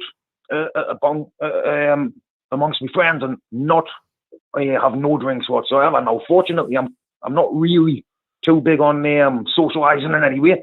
I like to keep myself to myself, but on these odd times, I don't want to go out and be the only person that's not having a single drink. But then I thought, like what that dear fella from Gateshead had mentioned, some of my friends now drink alcohol-free, and it seems to work for them. But I don't think they would go out on a night out and do that as such. It's just because then it's like what my friend says, it's like pretend drinking. Like, why are you drinking something that's pretending to drink? It's because you want to drink, but you don't trust yourself to, you know? And so I thought if I could go out and have a pint, but then if I have 2 more, I have alcohol-free pints, and then maybe it's just a second one to finish a night off kind of thing. That's as good as a night out, you know? And it's all good in theory. I've never tried it yet. The only thing I'll say is that you have a pint, the first pint. At the end of that pint, I guarantee you feel fine, because you've drank a lot, so that's not going to touch you. So you feel the first one, you think, but deep down, whether you realise it or not, it's already eaten away, saying, well, you can have another one of these. You know, always have another one. And then that'll lead to the 3rd and the 4th and the 5th. And then you'll say, well, I'll have an alcohol-free one at the end of the night, when your taste buds are already completely drunk and you can't taste anything anyway. So I just, if you give up, the people that I know that have managed to just completely give up, it's not like, oh, well, I'll just go down to 6, then I'll go down to 5. Because by the time you get past 2, you're already on the road there. I hope it works out for you. All or nothing thing, doesn't it? I think people who I know that have quit have just either quit altogether, absolutely, or they keep drinking. And I'd like to hear if any of the other listeners have had sort of success stories, or maybe sure. What not so much success stories as well, but just their experiences. Absolutely. We'll get some of them for you. And good luck to you. I hope it works out, because it's life-changing if it does. Yeah, for sure. Like I say, I'm just a day at a time at the minute, and we'll see how it goes. I'll speak to you again down the road and let you know how I'm getting on. Look forward to it. Thanks a lot, and on. Take care of yourself. Thanks very much, Alan. Good luck, Cheers. mate. Bye-bye. Oh, my goodness. I know enough people that have completely wrecked their lives with drink, completely ruined it, blew it with their wives, blew it with their kids, blew it with their job, blew it with their neighbours and their family, and all because I just wanted another pint and I thought I could handle it. But if you drink enough things that are depressive, what do you think's going to happen to you? Really? You know, and that's, I don't want to preach. If you want to drink, that's up to you. It's your life. But I just would like most of you to have a really cool life, you know, a happy life, and have the people around you love you 24 hours a day, and not the 5 hours you're getting drunk and the 11 hours that you're drunk afterwards, you know. 01914 488 3188. Hang on a second. We've got Wayne in Surrey, and I think he has something terrifying to tell. Hello, Wayne. Hello. Hi, mate. How are you? How you doing? Yeah, all right. Good. I spoke to you once before about when a bat flew in front of my face when I was doing a ghost hunt at Denby Island. I remember. So you're telling me you've had a terrifying moment. What's the most terrifying then, Wayne? Well, I was working on a building site, and I got told to move this board that was 3 times the size of me and in length and width. But when I pushed it, what they didn't tell me, there was a hole underneath. So I went from one floor to the next floor, and I got impaled on reinforcing rods. I cut all the way up both of my arms, one right under my chin where I chinned myself on the way through, and I had to be lifted up off these reinforcing rods that went straight through the leg. Oh, and whoa. I panicked first of all, because when they went to lift me up, first of all, it hit the bone inside my leg, and then I panicked when they laid me down. They eventually got me off, and I put my hand around the back of my leg to see how much damage I'd done, and 2 of my fingers went inside the hole in my leg. Oh, whoa! Now and that I wasn't there. I didn't feel any of that pain, but I was shivering like it had just happened. That's how. I mean, talk about. You must have thought you were dead right there. I just missed another one in back. I was covered in blood everywhere. I just missed another one near my back, but I had like 2 whacking great holes through the leg. Oh, wow. I mean, so the actual, you were impaled and they were through you, so you literally had holes in your body. Yeah. Oh, yeah. And presumably you could see or feel the bone through the hole. Oh yeah. When they first moved it, and I moved my leg, and they lifted me up, it hit the bone. It was horrible. So but hang on, you're stuck there. Presumably your mates who could pull you off are thinking, should we pull the guy off the... Yeah, no, I told them to. They had to. And it was a drop. So I was literally... There was another little drop, so they had to lift me up with their hands above in the air, lift me off. But you see, that would make the blood run even faster that was coming out of you, because everybody says, you know, the medics always say, oh, leave them where they were till we get there. I couldn't stay on there like that through the leg. I was and I said to him, you got to do it. But it was lucky it missed every main artery in my leg. That's the luckiest thing in the world. So, okay, you're now off the rods. You're on presumably a filthy floor, because we're talking building work, yeah? Yeah. It was on a building, a car park, you know. Right, so you're in a filthy car park, lying on the floor, bleeding out of several different places. Yeah. How long before the ambulance got there? It was actually, as far as I can remember, it was pretty quick. Right, great. Thank you. And then that moved stuff out of the way to get me out. So I was stuck on a stretcher, and they gave me gas and air, but once they gave me gas and air, I was... in a different place. All I remember was 4 days later waking up in hospital and they couldn't fix the wounds. They had to gauze thread them every day, put these gauze in, and take them out twice a day. That's horrible. To the wound stuff. Oh, blame me. Is that your little one?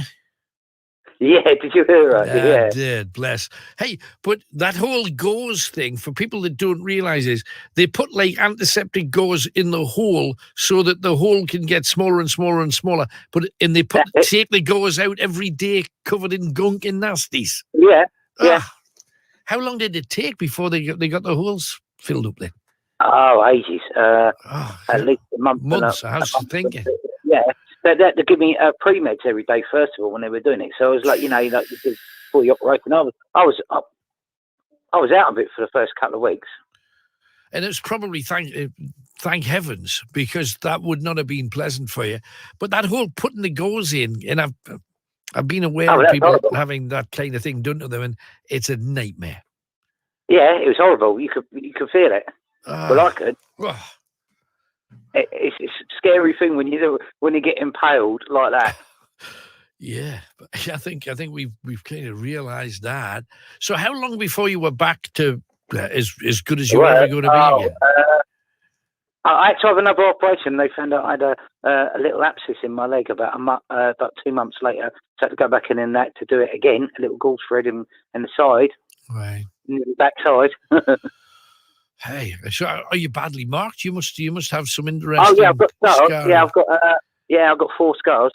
Yeah, I bet you. And 2 of them are quite big in the back of the leg.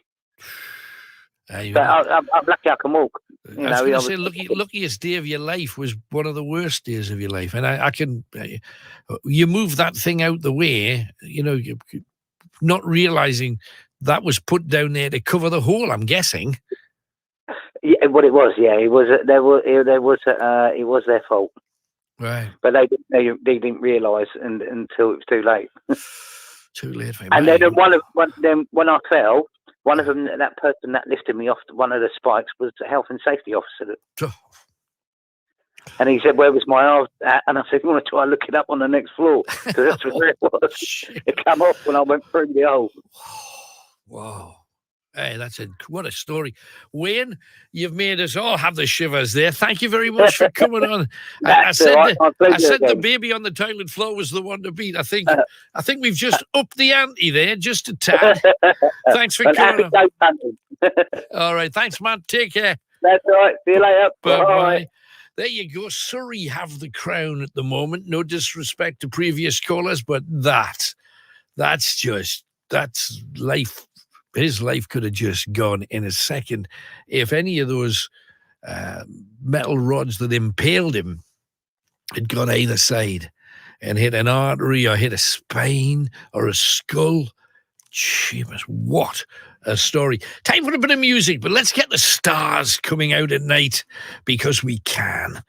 With Halloween approaching and Bonanit and all of that, the Pet Shop Boys, a local hero involved too, talking about their spooky experience. Oh, it's my seance. What happened? When I was, it's not a haunted house, I'm afraid, thing. When I was 16. Going on 17? We had a seance. My parents went away on holiday and some friends came over and we had a seance. And we got this, you got the glass on the table. Yeah. And we said, "Who are you?" And it spelled out Oscar Wilde. Whoa. And then it spelled out this phrase. It said, "My dear children, you are so young. Do not make my mistakes." That must have taken forever. It did. And then we said, "Are you happy?" And he went, and the glass went, "No." Oof. And anyway, it was a spooky experience. And then this friend of mine said, "Will I become famous?" And it went, "No." And I said, "Will I become famous?" And it said, "Yes." There you go. That was kind of spooky. I don't think it's what you want, but anyway, no, but it'll do. Thank you very much. It's the closest you're going to get.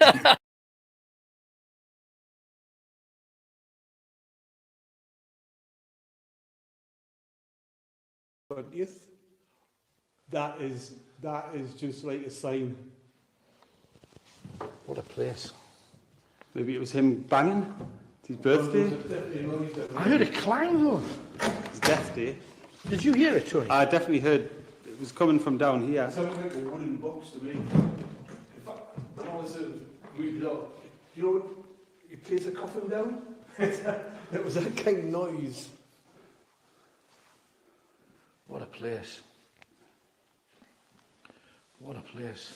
Did sound wooden and the door's not even closed properly, so, but it's not a windy night. It's too heavy to... Yeah, that's not going to That's too heavy, yeah. It's a prop. Oh, I thought I saw something there.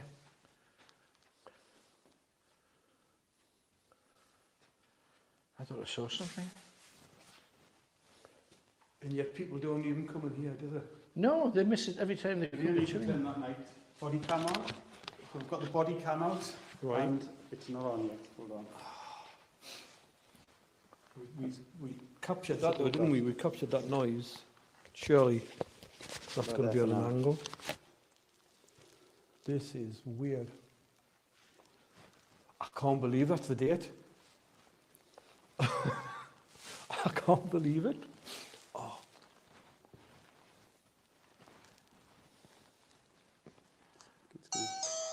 Sounds like a doorbell. No? Right.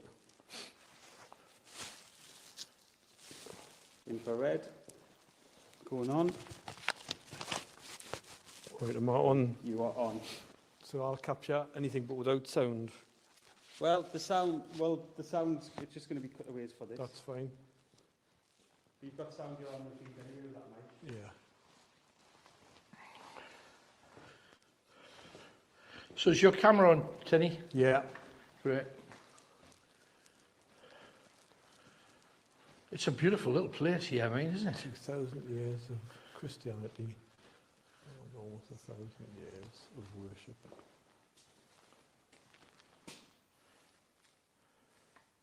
And the great tomb. Look at this place, jeepers. It is incredible. Come on, if there's anything here, make a noise. You made that noise before. Share it with us again. We've come down to where you are. Make a noise. Did you hear that? Like a scrape? Yeah? Yeah. That was further up though, wasn't it? Yeah. Yeah, I'm from the West End, and West End girls, yeah, no, they were better than you'd have thought, frankly. Yeah. Oh, yeah, all right.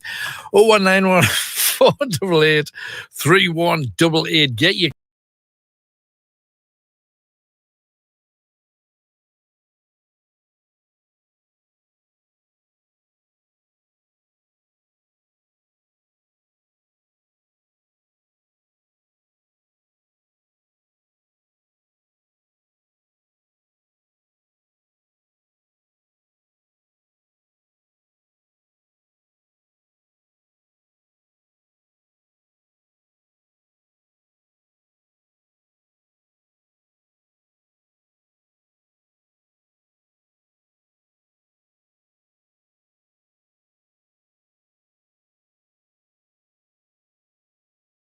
the mic, the whole studio goes red. And unless you've got all the lights on, which we have, you get the redness.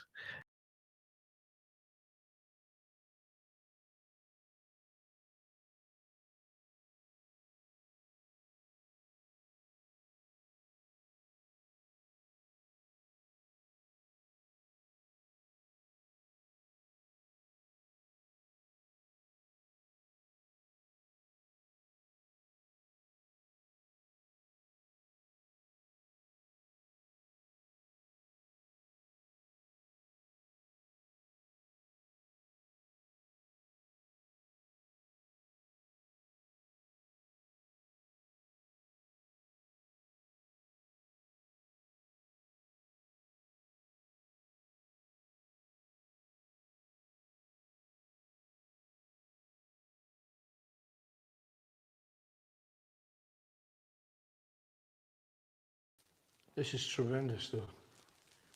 What an eerie place to start. And what a story. Did you know that story? That's just incredible. Never. Tony, look. Oh, man. Oh, what is that? Is that a bell? I've no idea. But Yeah, it's moving. It'll be the bell, but it's moving. How about that? That is moving, isn't it? That's definitely moving. Wow. Is that? I think that's the bell at the ring to the bell. Yeah.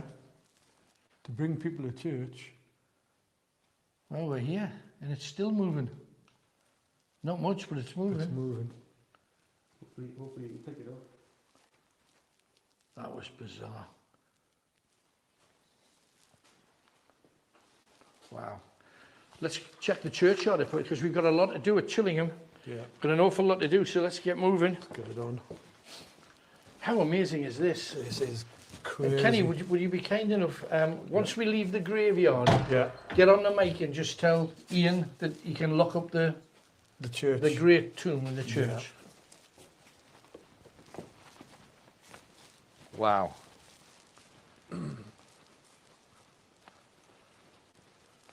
Have you shut the door?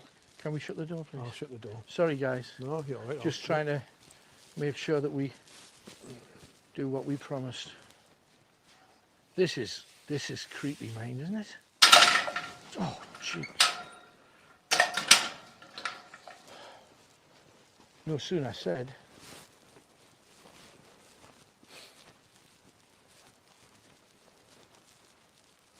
Wow.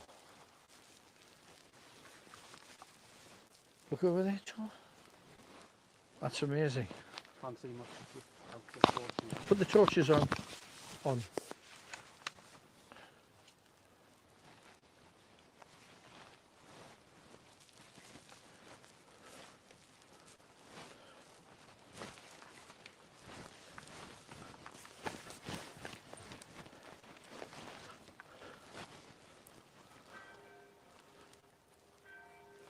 There's the bells. Look, you see mist? Oh my God, look at that. Can you see it? Look at that. Look. Can you see it? There. Tony, are you getting See it? I'm not sure if the camera can. Go closer. What the hell? Night Owls with Alan Robson. What are we talking about next? You make the call. 0191 488 3188. Greatest Hits Radio. That's what we are, and we've got the adverts back without anybody telling me that they were going to be played because they're being played from a different place to where we are. It's complicated, but we'll get there in the end. And we're supposed to be in the communication industry, and nobody's communicating with it. But one day we'll work it out. We'll get to the bottom of it. We'll sort it. Anyway, one thing that we have neglected to do is give you your first clue, because obviously we sailed through where the news and previous adverts had been. So the first clue, I'm going to give you 4 clues. Each clue will give you the name of a greatest hit, a massive hit record. You've got to work out what the 4 hits are and then tell me who had a hit with it. Whose hits? That's what we're looking at. Whose hits? Just don't write it down on a bit of paper because it looks rude. Whose hits? Okay? That is our competition. And the first clue is vicars, priests and such are doing this. Vicars, priests and such are doing this. Imams are doing it as well. Rabbis. Vicars, priests, rabbis and imams and such are doing this. That's clue number 1. That's give you the name of a greatest hit. There's 4 more greatest hits for you to find. See if you can do them. Meanwhile, we've got Alison from Anfield playing Loyal, Steadfast and True. Hello, Alison. Hi, Alan. How are you doing? Oh, well, no, that's silly. I'm not going to ask that question. What? I was going to say how you're doing tonight. No, you don't ask that question. In my head, it's kind of like a duck. Just keep paddling underneath the water. Just keep paddling. It'll be fine. You'll get to the end of the pond. That's kind of where I am at the moment. Everybody else is running around expecting phone calls to tell us what exactly is happening, but nobody does. So we're just smiling and we're behind you. We're feeling your pain. Probably chasing me from afar. Well, thank you very much. We'll get there. We'll work it out somehow. But you've had a terrifying experience. What was that then, Alison? Yes, I thought I'd just come on, and it's every parent's worst nightmare. Mm-hmm. So this one night we'd had the family round. We were all at our house, and we were living at Langley Park at the time. Right. And everybody was kind of getting ready to go home, so it was the end of the night and everything. So my son left in his car, a couple of friends left in their car, and they all kind of disappeared. We thought, right, go to bed now.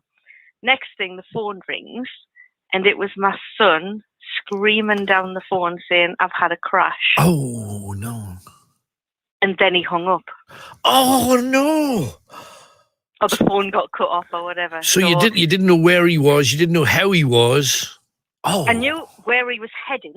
Right. So we kind of literally, there was a few of us in the house. I literally ran through, grabbed Rob, my husband, grabbed the scruff of his neck and said, "Christopher's had a crash, come on." Yeah. And we rushed and got into the car, and literally it was only about 3-4 minutes away from our house. Right. That he'd crashed the car. How was he? And he was good. He was good. Considering the state of the car when we arrived, he wasn't in the car. Oh, because the first thing you would see, you would just see the car as a wreck, and then... Yeah, the car was completely wrecked. It had lost its back wheel. The front end was completely smashed in. It was like kind of up the verge on the road, and because it was a pitch black road, we were kind of like, we just were looking for him, and he's getting out of the cars and onto his knees, and he was outside the car. And the only damage that he actually had was where because he was in a Polo, so he was in a really good car, and I sing their praises because they're really good. Yeah. But he had a mark off the airbag, and that's the only injury that he had. They don't tell you that they're knack, you know. They always say, "Don't worry, you've got an airbag." If you get hit by an airbag, it's like somebody's punching your face in. Yeah, that was the thing that he said, that after, like, the whole crash, because what happened, there was something on the road. So he'd gone to go around a corner, and the car had just gone sliding. And he had no control of it, and it just hit the verge. Yeah. And he tried to straighten it out. So there was no other cars involved. But it was on a pitch black road, and literally it was sideways across the road, and he was on his knees. Luckily, nobody had come and kind of hit him. But that moment, them 3 minutes from our house to where we found him, was just I think it's the most terrified I've ever been. No, I bet. Because it's completely out of your control. The phone gets cut. What happened? Did he hang up, or... No, he thinks the phone just went off. But it was just I can actually hear, and this was we're going back about 8-9 years now, and I can actually hear his voice of how he said, "Mom, I've crashed," and then hung up. And it was like, no! Because when you see, very occasionally in movies, somebody will say, "Well, make a call." It's, there's somebody's coming, you're going to get nacked, or you're in the middle of a war, or there's a bomb gone off, and you reach for the phone. Nobody's ever got any signal. Nobody's ever got any battery left. We know that this happens, but the reality is, when something happens, that tends to be the phone's smashed. It went out the way. I can't find me phone. The amount of times that stuff like that goes on. But as you say, they're grabbing him in your pajamas or whatever and trying to get into the car and down the road, and you don't know whether you've had a drink, because, it was a night with people visiting. I don't drink, so that's all right. Well, there you go. Well, luckily. But, no. Safe one. And when you see the car and it's all smashed up, you're obviously going to think the worst. Yeah, it's that first sight, and we couldn't see him, so we didn't know whether he'd been thrown out the car, whether something we just couldn't see him. Was absolutely horrific. Wow. Well, I tell you, that's another one. You see, that's terrifying in a different way, because it's terrifying for your family. And again, what your family do is out of your control anyway, wherever they happen to be. A great story. Alison, thank you very much. But on a good note, can I mention this? Of course you can. Rob, my husband, started his new job. Yay! So I just want to give some good news out there. It was actually a year from him being made redundant to him getting another job, and he started another job. Fabulous. So he started last week, so it's a bit good news, and hopefully the world is starting to tip back off its axis and things. I hope for everybody out there that things might start and get back to normal, because it's been the hardest year going. It's been tough, and there's still so many other people lost their jobs that are looking. There are. Let's wish them luck I too. empathise with every single one of it's them, a and I nightmare. just stay positive and just keep applying, and it will happen. It will. Because it's been a really hard year, so I really, really am behind everybody trying out there. Yeah, right. Alison, thank you very much, love. Good talking to you. Thank you, Alan. Thanks, Take Alan. care. Bye-bye. How good was that? Yes. And also, had a few people asking about Robson's World. Robson's World is relaunched on the night of Halloween. All kinds of different things. It's completely different to the way that it was. If you are interested in all things spooky, you want to see great ghosty pics, if you want to check out the new Emporium and a whole host of other things, it's all happening on the night of Halloween. Just something extra for you to have a tiddlywink. Right. One clue down. We've got to take another ad break to make up for all the ad breaks that haven't been ad breaks. So I'm going to press a button, hope for the best. It might happen. It might not. Let's see.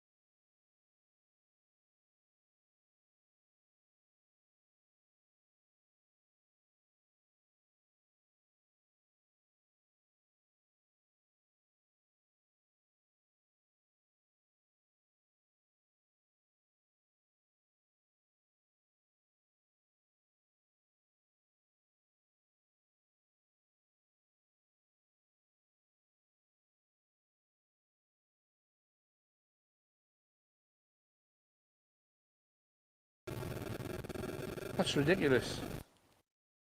That's like in Holy Island when it was here. Oh, look, in the but it's graveyard, climbing. look. It's climbing. It's right over there. You see, look. What the hell is that? Look at it. It's moving. But it's moving up. Isn't it? It's definitely... Can you actually see that? Are you getting any of this, Tony? Are you getting it on your chest cam, Kenny? I don't know. There's something Oh my word. climbing and like moving, almost like it was moving ahead of us. It's coming from here. Amazing. Amazing.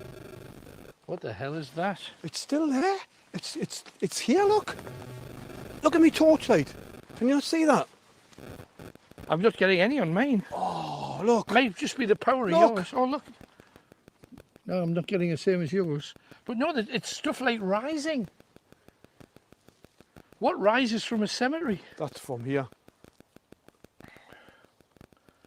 That's just crazy, man. Absolutely crazy. That was just the weirdest thing again. But look, if you look up, Kenny, with your beam, Yeah. there's nothing in it. No? There's nothing in it now. That is just crazy. Make sure the Tony gets plenty to the torchlight, Ken. Got to let everybody make sure they're seeing what we're seeing. That was... Because this is incredible. Oh my God. What the hell? That It was just the- came from the ground though. Yeah. But it was moving upwards. Yeah.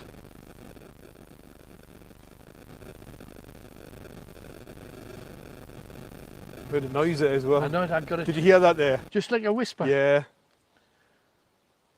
Are you in voices? Is it just me?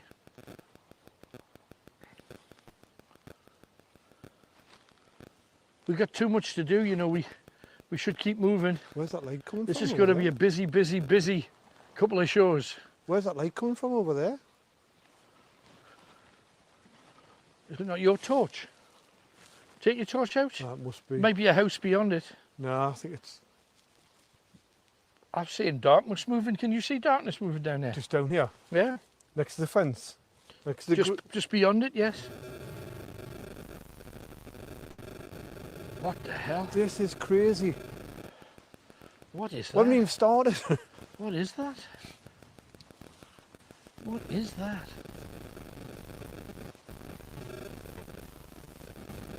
This is just crazy, man.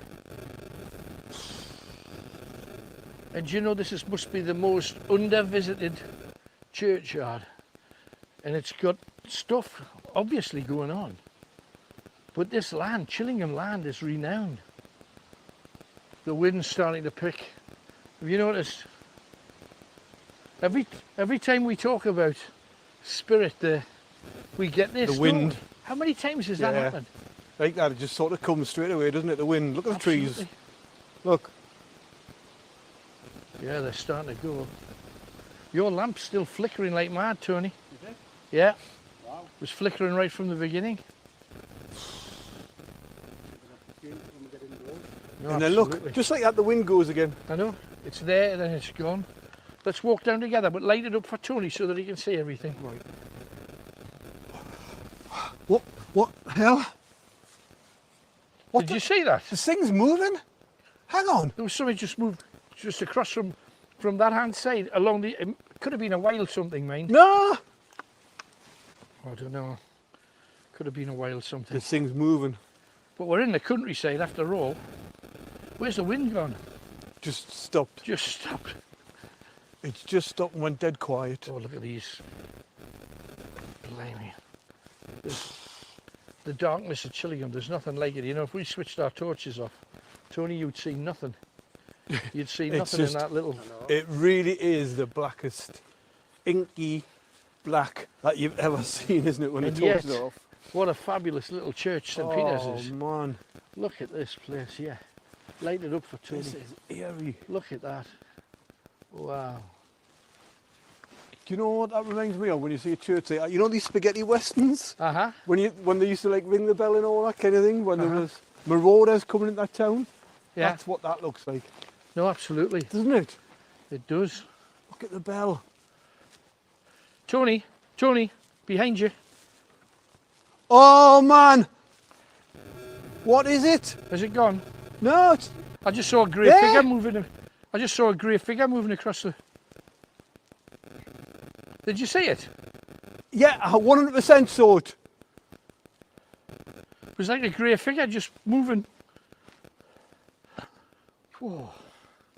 This... Well, that's not funny. Jeepers, what a start.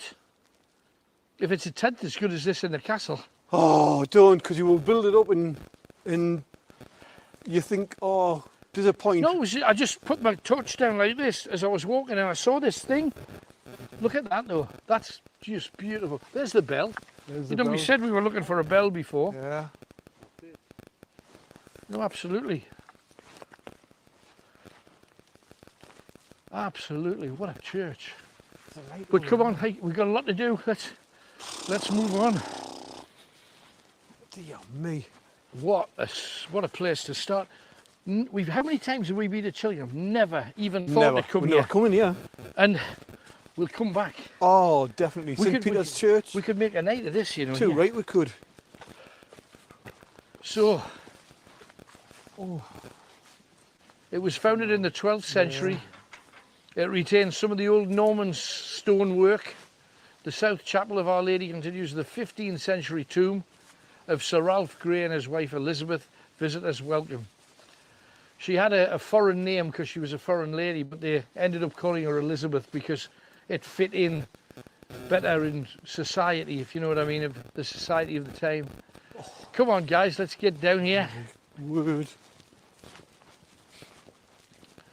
Now, for those of you who have ever visited Chillingham, or those who haven't, this is the side way in, and it's the way you should come, to be honest. I know it's posher to come through the main gate, which is on the Devil's Mile, which I'll tell you about a bit later.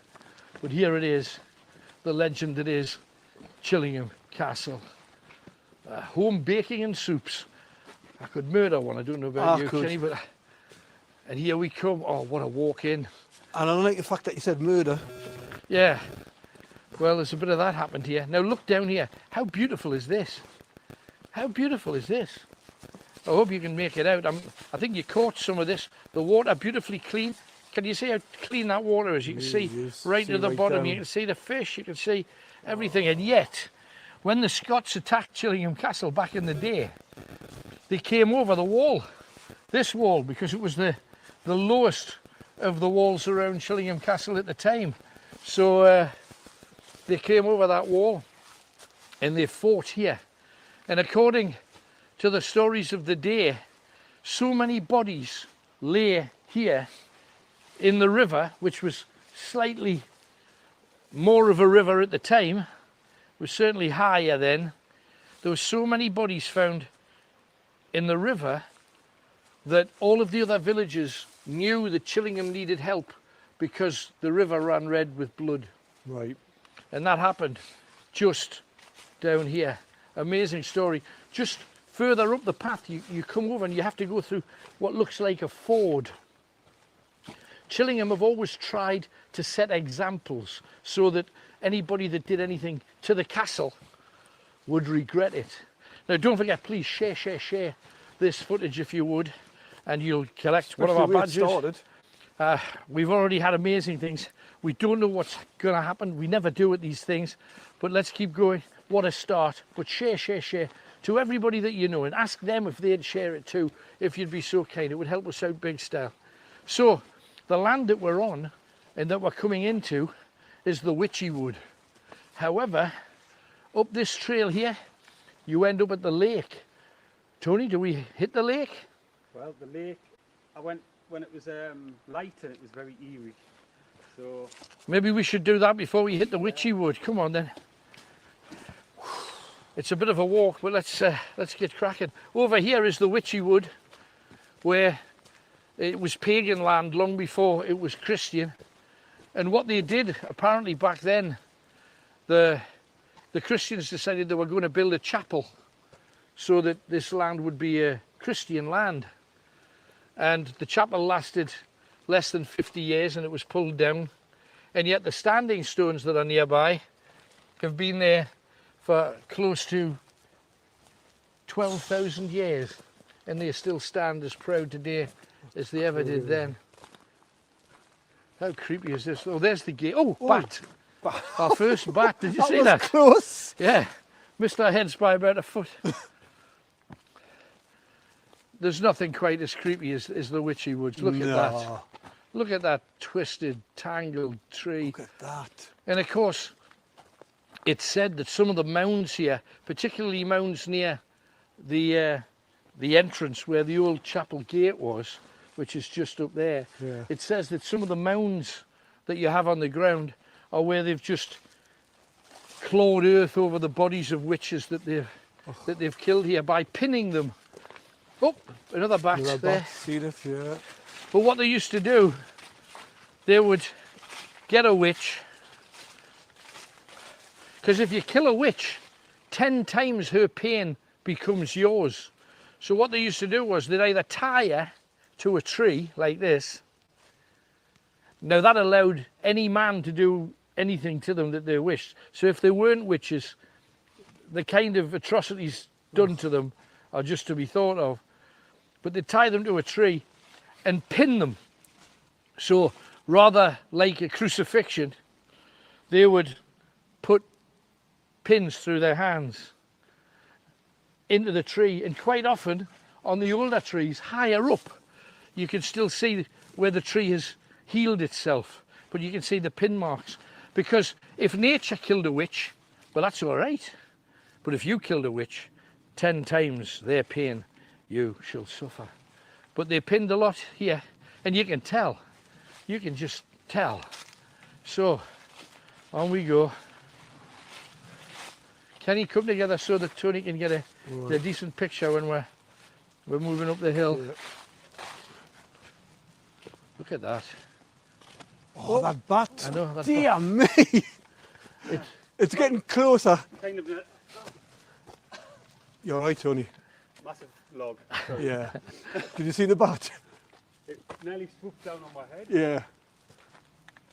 Wow. Absolutely. It's We're full about on to as be that one. invaded. There's a car coming. Let's get up as quick as we can. This is absolutely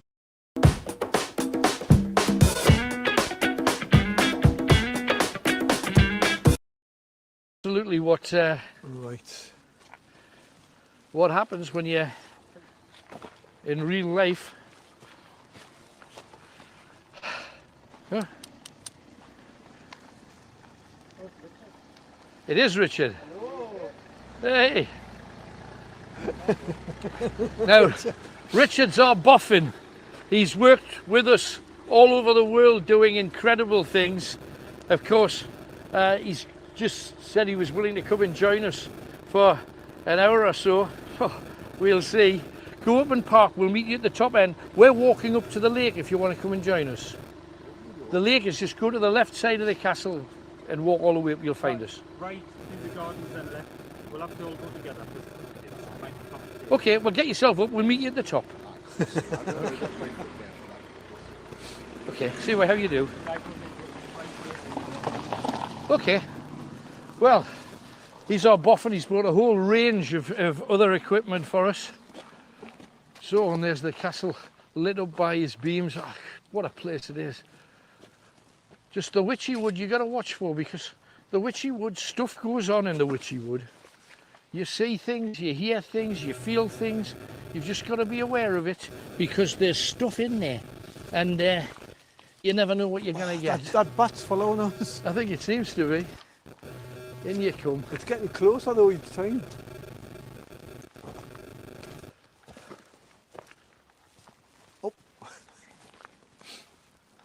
Oh, there it is again. Yeah. Just in front of us.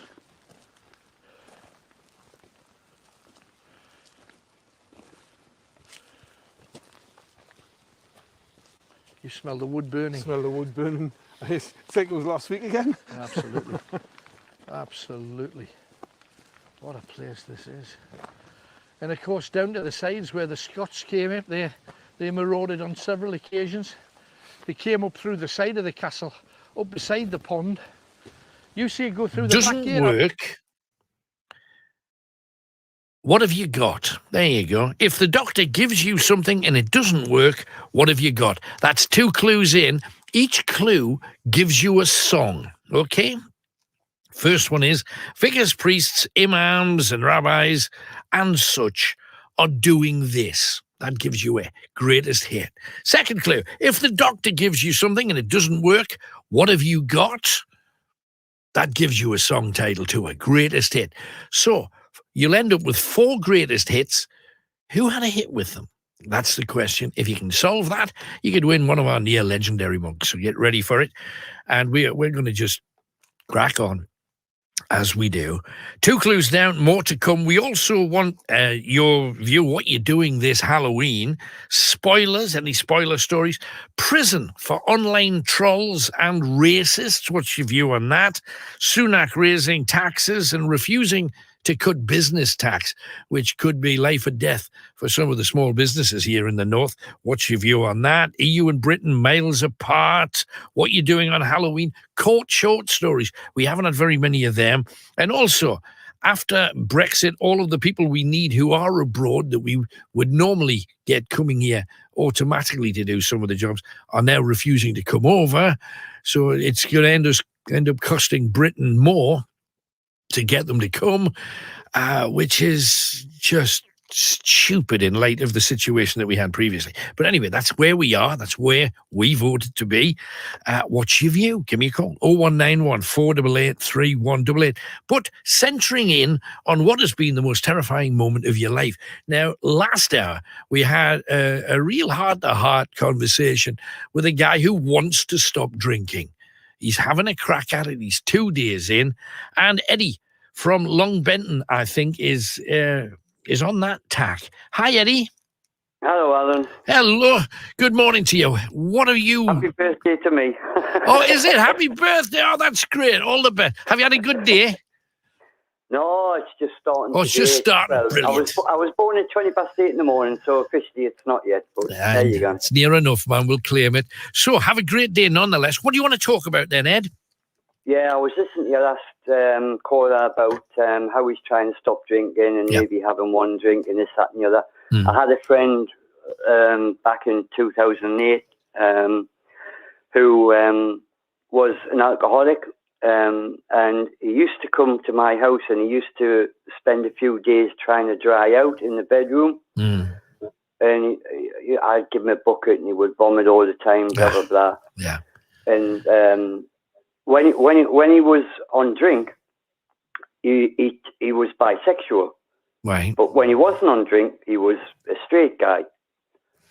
Right. What I'm getting at is not so much the fact he was bisexual, although he did give me HIV, I'll be honest about that, because he used to sleep. People, when they get drunk like that, they sleep with anybody. I'm not being funny. He slept with prostitutes, men, women, whatever he could get, you know. Right. But the main thing is, he tried Alan loads of times to stop drinking, and he couldn't do it. You can't say, okay, I'm going to go cold turkey, or I'm going to have non-alcoholic wine, and maybe just have the odd pint. It didn't work for him. I had him at my house about 6, 7, 8 times trying to dry out on his own. It never worked. Right. So that doesn't work. So for that gentleman that was on, no disrespect to him, it's either cut it out totally or get help, because you're not going to be able to think to yourself, oh yeah, I can do this. Normally it needs help, and the guy that I know is still the same. He still does the drinking and the drying out sessions, and I won't have anything to do with him anymore. No. So that's one thing. Yeah. So, I mean, with respect to that, you're thinking you're doing the best you can, and in fact, you're just part of his social. So, well, I'll get completely off my face, do whatever I'm going to do, and he'll always help me. Eddie'll always sort me out. He'd look after me. Yeah. And it is using you, you know, there's no other word for it. They just use you because they go straight back on the drink and they come back round and expect you to do the same again. Yeah, exactly. I mean, he used to ask to borrow money off me. He would end up, I drove him to Middlesbrough to meet a prostitute, believe it or not. And he ended up being robbed because he was drunk. Right. And the lass walked in the house. She said, "Oh, go and pick something up." She went in the house, went out the back door. Obviously, it was an arranged thing that they would get £200, £300 off him or whatever. And he come out and he says, "Oh, she's gone." I went, "That's your fault. I warned you about it." Yeah. So no, it doesn't work on you, right? And yeah, they do use people. I mean, they actually can turn violent as well. I mean, he actually headbutted me on holiday, you know. I took him on holiday thinking, okay, he's sober. We'll have a week away. Went to Portugal. Yeah. And he went back on the drink without me knowing. He went to some bar or something, come back, and he turned violent. He headbutted us, and I says, "That's it. Back on the plane. I'm going home." That was it. I had enough. Yeah. And I know through some things that my dad did. My dad had a friend who used to drink far too much, and he ended up locking him in a house and just keeping him there until he was sober, like a week and a half, till he was till all the drink was out of him, because it doesn't come out of you just in 24 hours. You don't still in your system, and you can top it up if you start drinking again. So it is a nightmare. And from the guys that I know that are friends of mine who've tried to stop drinking, they've all tried that, well, I'll just cut down a bit. When you're out on the raz, you drink, and you go along with the crowd. Your body says, "I want more." Absolutely. You're not going to stop. You know, you're not going to have the one or maybe 2 drinks and think, "Oh, well, that'll be okay. I'll just have a couple of drinks." It doesn't work that way, because then you think, "Oh, I'll have a short. It's not as big as a pint, but it's more alcohol than a pint." You know. So yeah, sure. They're not sorting it out. But anyway, so I've now unfriended him in the sense of I told him that he had given me HIV and that I would report him if I caught him sleeping with anybody else. And I seen him a few years ago on the gay scene. He said, "Oh, come and have a drink with me." And I went, "No, I won't, thanks." And he says, I'm just looking for someone. I says, well, I'll tell you what, if you pick somebody up, I'm going to report you straight away. And I'm going to tell the people you've got HIV. I says, because you're denying that you gave it to me. I says, but the amount of people you've slept with unprotected sex and using drugs on top of that, I says, no way. This is why the scene in general is a dangerous one, because there are people who know that they've got a condition and they're not even protecting themselves, let alone other people. I've never understood that. There are ways to protect yourself. Absolutely. He was in total denial, and he wouldn't admit to the fact that he had given me HIV, and I knew I hadn't slept with anybody else but him. Right. So I asked him to go for a test, and he refused point blank, and he just fobbed it up as if, it wasn't me. And I thought, well, hang on, couldn't be anybody else because I ain't been with anybody else. No, not at all. So what would your advice be? Just if you're going to try and stop drinking, just cut it all out completely is your best hope? Well, yeah, and you can't have one drink because one drink leads to 2, leads to 3, leads to 4. You're not going to do it, You can't have one drink and say, one drink won't hurt us. Right. That's rubbish because I've seen by him that it just doesn't work, Right. Okay. So that's that one. Okay. So hospital anyway. So I've got my spinal operation, attempt number 8 on the 11th of November. Right. Well, I mean, at least it's in the book. I don't know how long it'll stay in the book. It might not be in the book by the time you get to the 11th of November. Exactly. I'm at hospital tomorrow for my pre-op. I said, happy birthday to me. Thanks very much, hospital. They went, well, we've got to try and get you in and get it done. I went, yeah. With this COVID going on, who knows? I'll probably end up in hospital and say, please go home. We've got no beds again. So that's that. I'm still waiting for the hip operation. That's really bad. There's 2 specialists still arguing amongst each other. And I got a message from pals who are the people that investigate why you haven't had the operation yet. Yeah. And she said, she gave me the information that they had said they've both been passing it backwards and forwards. I said, no, I'm not having that. So she's going back to them. I'm still waiting for an answer on that one as to what's happening with the hip operation. You say in the middle of this, you got one guy say, you do it, no, you do it, no, you do it, no. While somebody's in pain? Well, if you're a doctor, who does that? Well, Alan, the spinal operation, I've been waiting 2 years. And the hip operation, I've been waiting over a year.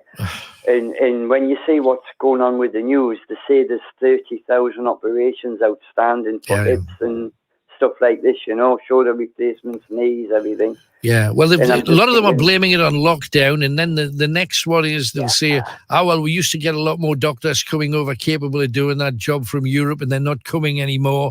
And you're thinking, don't make excuses. Just when you're going to fix me. That's all you care about. The thing is, Alan, these are English doctors. They've been here for years. They're not someone that's foreign or anything that's just come over.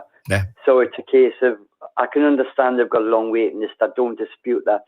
But when you tell them how much pain you're in and how you're walking around with walking sticks in the house and a wheelchair in the house, there should be, I don't know, they should know. They should see you and see how you are.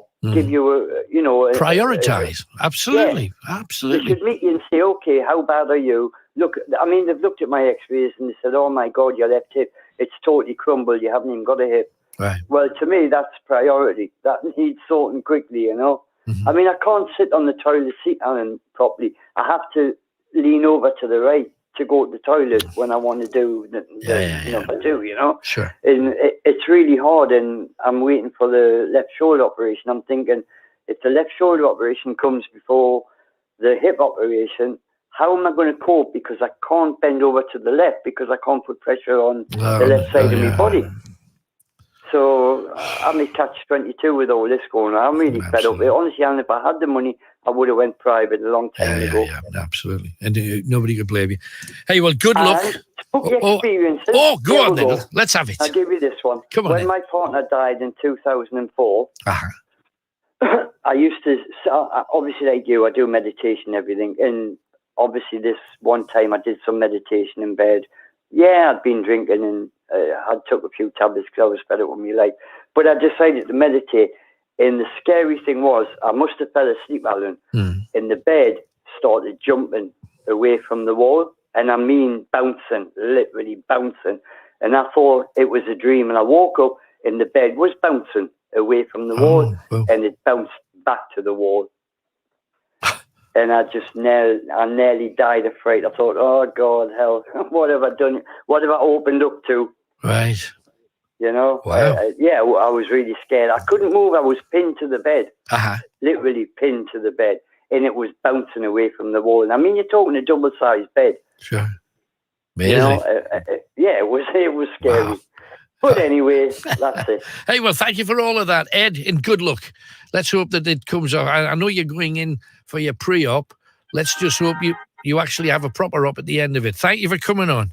I'll keep you up to date on everything, mate. No problem. Thanks a lot, man. Bye-bye. Eddie's been waiting the longest time. He's in a right mess. 01914 883188. Pick up your telephones. Give us a call. Whatever it is. We're 2 clues in. 2 more clues to come. And we have... it's time for a break, but I can't play a break because I've got 2 songs to play instead. So I think I've got no idea, but I can play it. And there's definitely an advert there. No, you're not just promising me, you're promising them too. It's a song. Yeah. You want a song? I'll give you a song, so no worries. Right.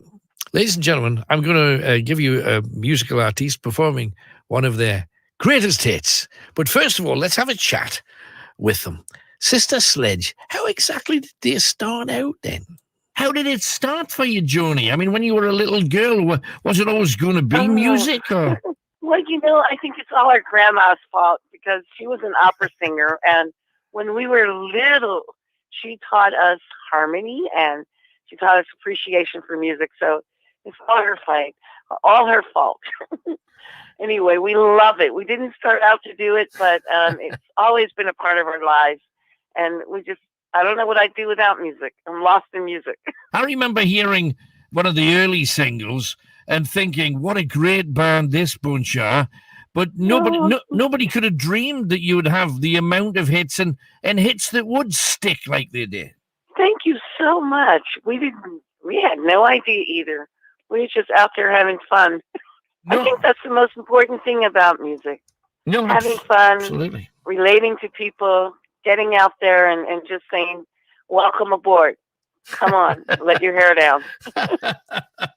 It was all about image as well in the the late 70s, early 80s. It was the look, and you didn't have to wear some peculiar outfits in your time. Well, thank you. You know what? We did have some crazy clothes back then. We still have crazy clothes. What can I say?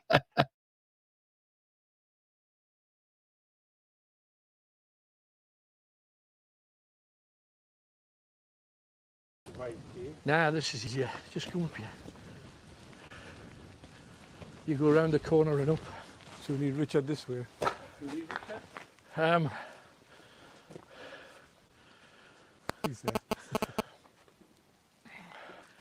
Now what we're going to do is we're going to go the way you know, Tony. So lead the way. Which way do we go? Right over there. Yes, into the gardens. That's where you're supposed to see Lady Mary. Lady Mary's ghost said to be picking flowers. Gotta say, I tried that door before and it was locked. Did you? I know how to open it. Right. Okay. Yeah, that's the.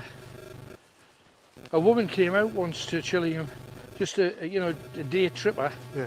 And she went into this garden, and she saw a woman tending the flowers. Went back in and said, "Is the lady?" Sorry. Oh, I think that's probably a great idea. Look at that. Amazing. Amazing. Follow my light. Can you double up side by side? Yeah. Just follow me around. Look at this. That's a proper castle, man.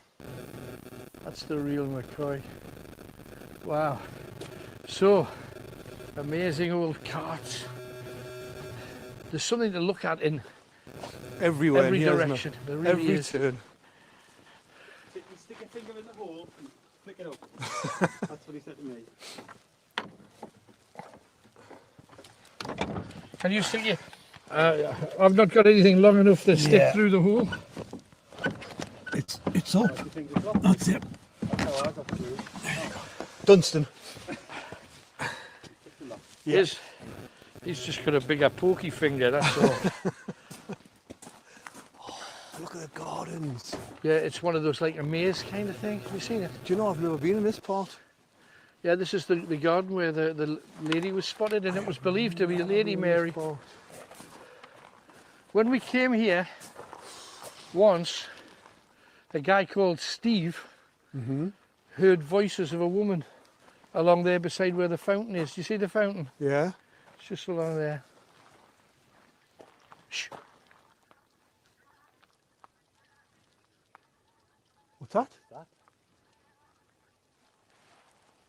The voices. What is that?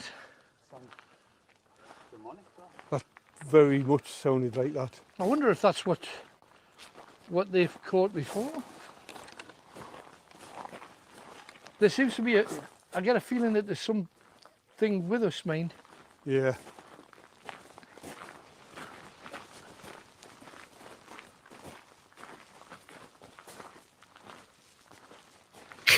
And thank you very much for your kindness tonight. Tony is being very clever with all the technical gremlins. I'm not going to say what he says because he's already on the right track at working out what tonight's competition's all about. So well done, Tony, for that. And Alan, how professional are you? Everything goes boobs up and you still carry on and you don't panic. Well done, you. Love you. Thank you very much. I appreciate it. Yeah. Because there's no point in panicking, really, is there? The bottom line is it's going to sound just wrong because stuff should be playing where they should be playing. It isn't. Let's crack on and have as good a night as we can. We've had some great calls, and we thank you for that. Let's have some more, and there's room to get you on tonight if you're swift. 0191 488 3188. Alan Robson with you. Greatest Hits Radio Northeast. And it's the Night Owls, of course. Right, let's head across to Chris. We got Chris, who is in Peterlee. Hi, Chris. Hi, Alan. Hello, Hope mate. you're doing well, mate. I'm all right. Thank you very much. What are you calling in about then? Well, it's officially Halloween week. Yes. It's Monday, and at the end of the week, it's Halloween, which is Sunday. Yeah. So that this is the week where everything gets spooky, and That's right. So it's like ghost time. So do you think ghosts are real? Really, though. I didn't used to, and I used to slag people off who saw them, and then one day I was in a room with 13 other people, and something walked through the middle of the room, and we all saw it. And ever since then, because obviously before that I'd seen a few black things moving, out the corner of your eye, and you think it could be anything, could be car headlights, somebody's shadow, could be anything.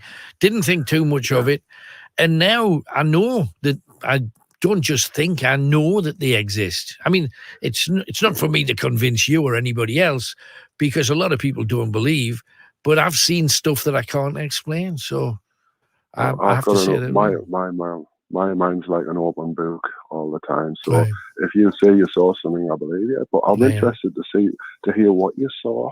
What was it? Was it like a slopey shadow? Or? No, although I've seen those too. The thing that I saw, I was doing a history thing for a TV program that was going to happen in America, and they asked me to go to Ireland to this castle to meet, and they said, Alan, the thing we want you to do is, can you research the history of the ground that the castle's on, the pagan history, the ancient history, and everything up till about when the castle was built in 1760, whenever it was. So I did all the research, flew across to meet with the director, the producer, the crew, and the people that were going to film it. And they said, this is Alan Robson, he's coming, he's got all the history for us, and we're going to listen to the history, we're going to make notes, and then tell me if there's any of the subjects that Alan's mentioned that you want to film. So I'd written this thing. I was standing up at one end of the room.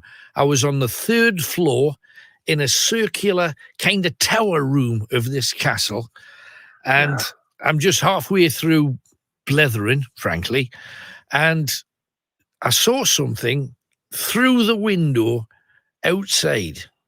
Now, outside, when you're 3 stories up, outside is just hills, the odd tree, but there was something moving, and it came through the window, not through the window, but literally through the glass and the wood and whatever, came through the window, went straight through the centre of the room, through the table that was in front of me, through a couple of people at yon end, it looked like, straight behind me, and left through the wall or the door directly behind me. Now, we all got a shock. Everybody was kind of going, because, it was full on. What did it look like? Well, I said, the first thing I said was, don't anybody say what you've just seen, write it down. And we all wrote exactly the same thing. It was a man-shaped figure, looked like he was just walking normally, couldn't see his feet, but you could see like white stockings, it looked like, on his lower legs, kind of brown puffy trousers up to his waist, long-ish jacket, big white collar. He had a whitish hair. He was slightly out of focus. And so you couldn't look at what was his eyes like, what was his nose like. It was just, and it went straight past. And everybody said, well, it looked like a bloke. He was walking like a man would walk. He had blonde hair. I thought he had white hair. But we all got the same thing. And there was, I say, 14 of us there. Everybody swore in different accents, because some were American, some were Irish, some were English. And we all saw that. And at the end of it, we say, have we all just seen a ghost? And you think, well, if we didn't, what was it? So we end up saying, well, obviously it was a ghost then, because we didn't have any other explanation for it. And from that moment, I had to then come back, and on air, we had been slagging people off for claiming that ghosts were real. I had to then say, sorry, everybody, I didn't believe in it, but I've seen something now that I can't explain. And it gave me a kind of a passion to go traveling all over the world looking. And since then, I've seen lots of things that don't have any kind of explanation. So it may be a different kind of anomaly that we don't understand, but if you're going to call it anything, it's a ghost, It's a ghost, yeah. That's what we call it. That's what everyone knows it as. So, it's like a phenomenon, isn't it? If we said, the thing with UFOs, we call everything that flies that we can't identify a UFO. Now, 90-odd% of them probably has an explanation. It's a plane, it's a helicopter, it's a balloon, it's the space station. There's probably explanations, but we call them all UFOs. Same with the ghost phenomenon. There's probably explanations for 90-odd% of them, but for the ones that you don't have an explanation for, that's just fascinating to me. It is, and we don't know everything scientifically. We're very primitive. Yeah. With our science, relatively speaking, the way we are. So there's got to be some things like. And if you say you saw that ghost, then I'll absolutely believe you. I wouldn't. It's great to hear the story as well. But it's no reason to lie, because previously I was on air saying, no, you haven't seen a ghost. You've had a drink. You had a bad dream. You saw a horror film the night before, and it's in your mind and da-da-da. So I've given every reason for there not to be one. So for me to have to eat humble pie and say, oh, by the way, that 1,000 times I told you that ghosts don't exist, I was wrong. Oops, sorry. It's fascinating. Well, actually, I've been doing some science studies on the nature of the universe and that, and quantum theory. Yeah. And all the top scientists are saying that we're living in a simulation like the Matrix. They're all saying that, and they're saying that we only see a certain percentage of frequencies, and there's just so much more. So we're very primitive with our science at the moment. So yeah, that's great hearing that story. But there might be another reason for it. Let's just imagine, because in the room where you are right now, there's thousands of streams of energy. There's probably about 10,000 TV, radio, telephone signals all flying around in your house. And exactly. If I held a radio up now and pressed it on, it would pick one of them. You'd get one. You'd get one of them, or your telephone signal. If you into another one. So they're all there.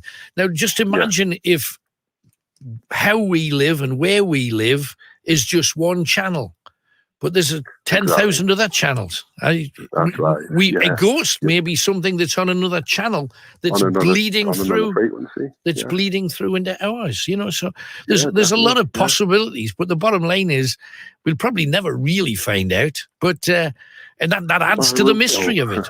I mean, maybe we shouldn't. You know, do we have to know everything? That's I don't know. Well, it's interesting though, isn't it? It is, absolutely. It's great to talk about. Okay. I'll let you get on next caller now, mate. And, okay, Chris. Thanks for the call. Thank you very much. There's Chris with a K, asking questions and question everything. I've always said that. Question every darn thing. However, it is time for another quick piece of music, and this time it is an absolute corker. I know for a fact you will love this. Have a sing song. Get your Remember the Days of the High Hair. The most incredible place to, if you're going to do a full-fledged ghost hunt and they give you full use of every room, it's incredible. You got shocked there, Tony?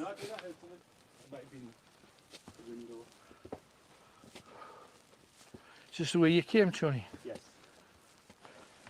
Take a left. Don't know about you, but I've got a right sweat on. Uh-huh. That's the deal over there. That is just like Oh, there, right, okay, yeah. Let's head in that direction then. Good stuff. What was that? There was a noise there to the left. I heard a click. I think that's where they're living. That's the Great Hall. Yeah, for sure. Oh, creaking.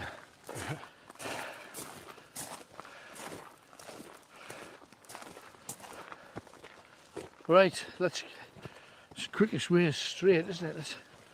Let's just get shortest way between 2 points, straight line. Always, absolutely.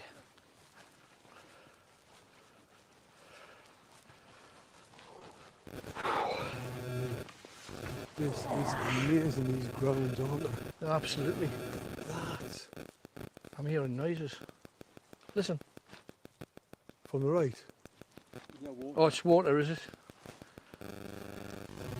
Oh, it's that. Possibly not, yeah it's that.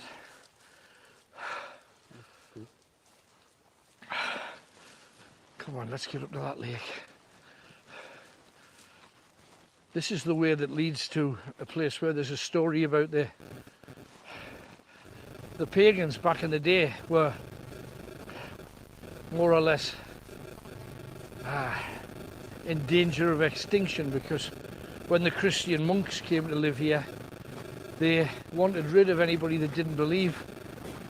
And yet on one occasion the pagans decided to fight back, and they got hold of a Christian priest, and it tied him to a tree, but the tree wouldn't burn. Right. Don't know whether it was too wet or too damp or whatever, but it wouldn't burn. So they kept trying to burn the tree, but it wouldn't burn. And of course the Christians latched onto that, saying that it was obviously God stopping them. Oh, do you hear that? I keep hearing noises here all the time. There was a voice over yonder. Over there? Yeah. And that's down where it wasn't a moat, it was part river, part marsh. But the Scots came in this way because further up this trail was marshland back in the day. Right. And what they used to do was, oh blimey, hang on, Ken. What's that? What's going on down there? Also, we got more mosquitoes. I hope you've got your... we haven't. Yeah, but you're in the car. It's going to be no good in the car. I think that's the least of worries tonight, to be honest.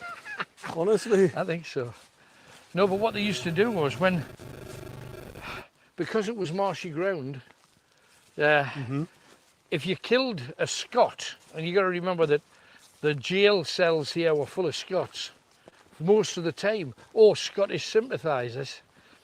If they killed one, they were prone to just leave it dumped somewhere because they didn't want to bury it. And then they discovered that up here, there's marshland. They've turned the marshland into a lake now, but it used to be marshland. Right. So they would put the Scots bodies on a cart, wheel it up here, which couldn't have been the easiest thing in the world. No.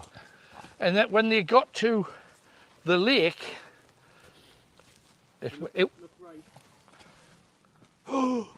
look at that. What the hell? Talk about a place for a witch's circle.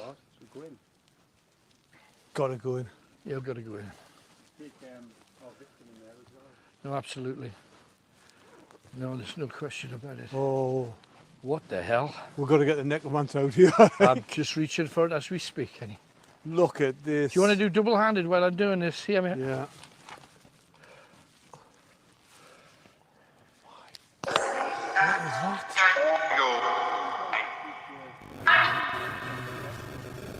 All right.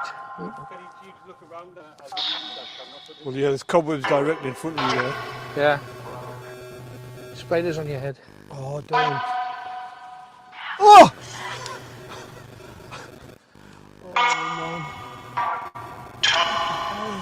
If there's anyone here, talk to me. me. Kids there. What is this all about? Oh, there's a little girl. There's a little girl. Seriously? Yeah. What the hell? Who? What? Who's out here? I think it's Spike. Who's out here?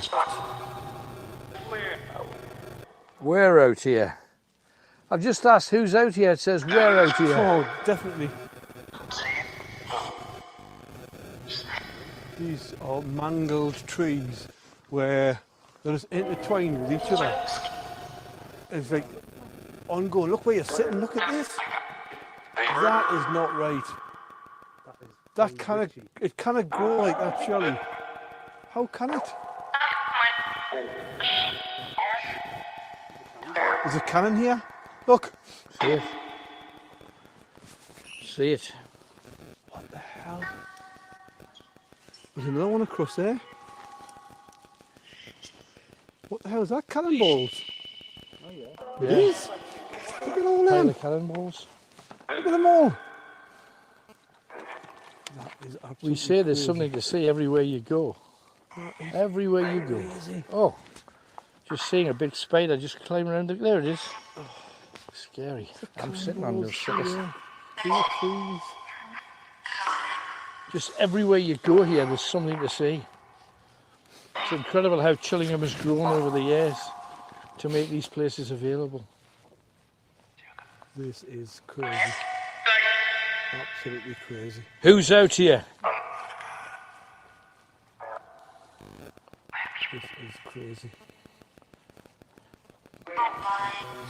Bye-bye. Did you hear that? Bye-bye. Oh, man. Oh, man. You've just got to listen more. We don't listen enough to the necromancer. It is actually quite effective. Boy. Oh.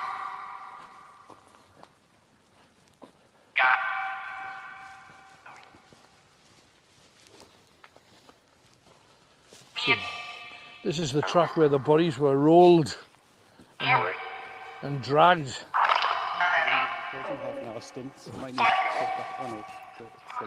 Were you dragged here? Did you drag people here? It's crazy.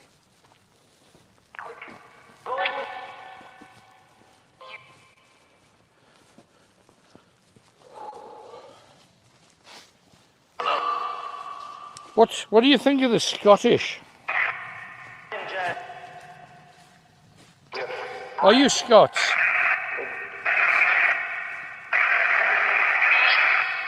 Are you not a fan of the Scots? The Scottish just wanted, once you captured them, they just wanted mercy.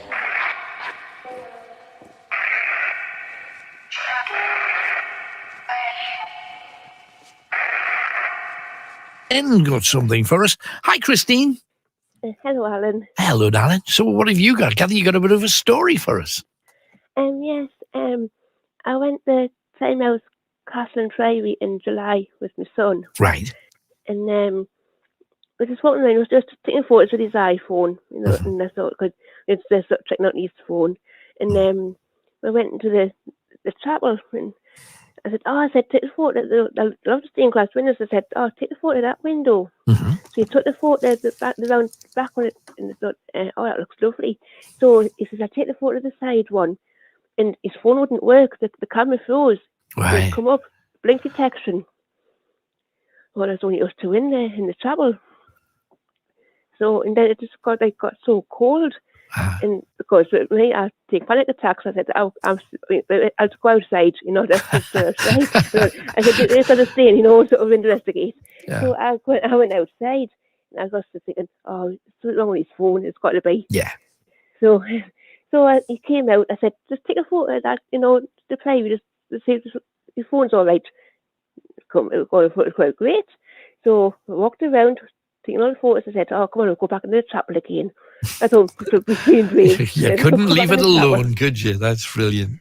No, so I said, try again. I said, just take that photo out window.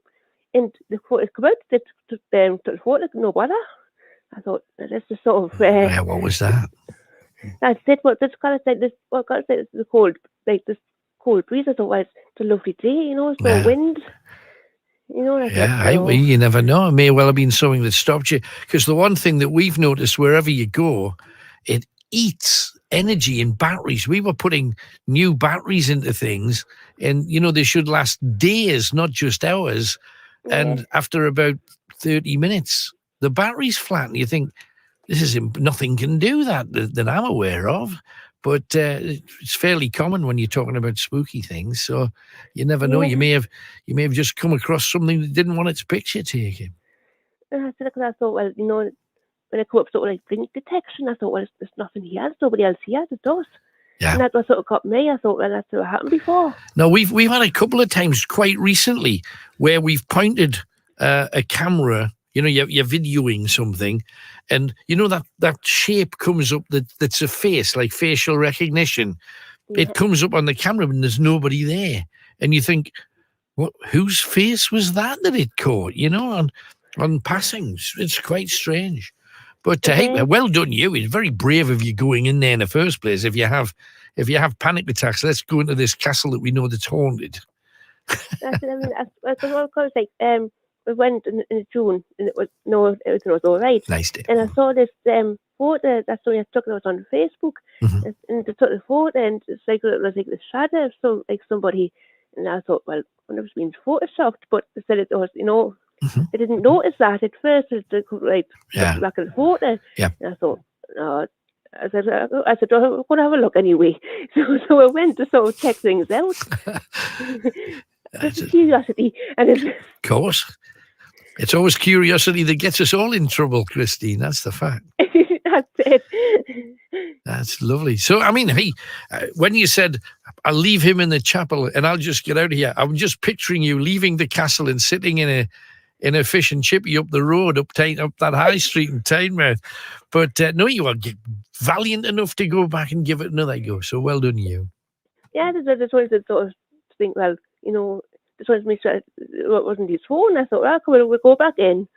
And took the photo, all right? There you go. You see, get there in the end. If at first you don't succeed, as your mummy always said. Lovely stuff. Anything else then, Christine?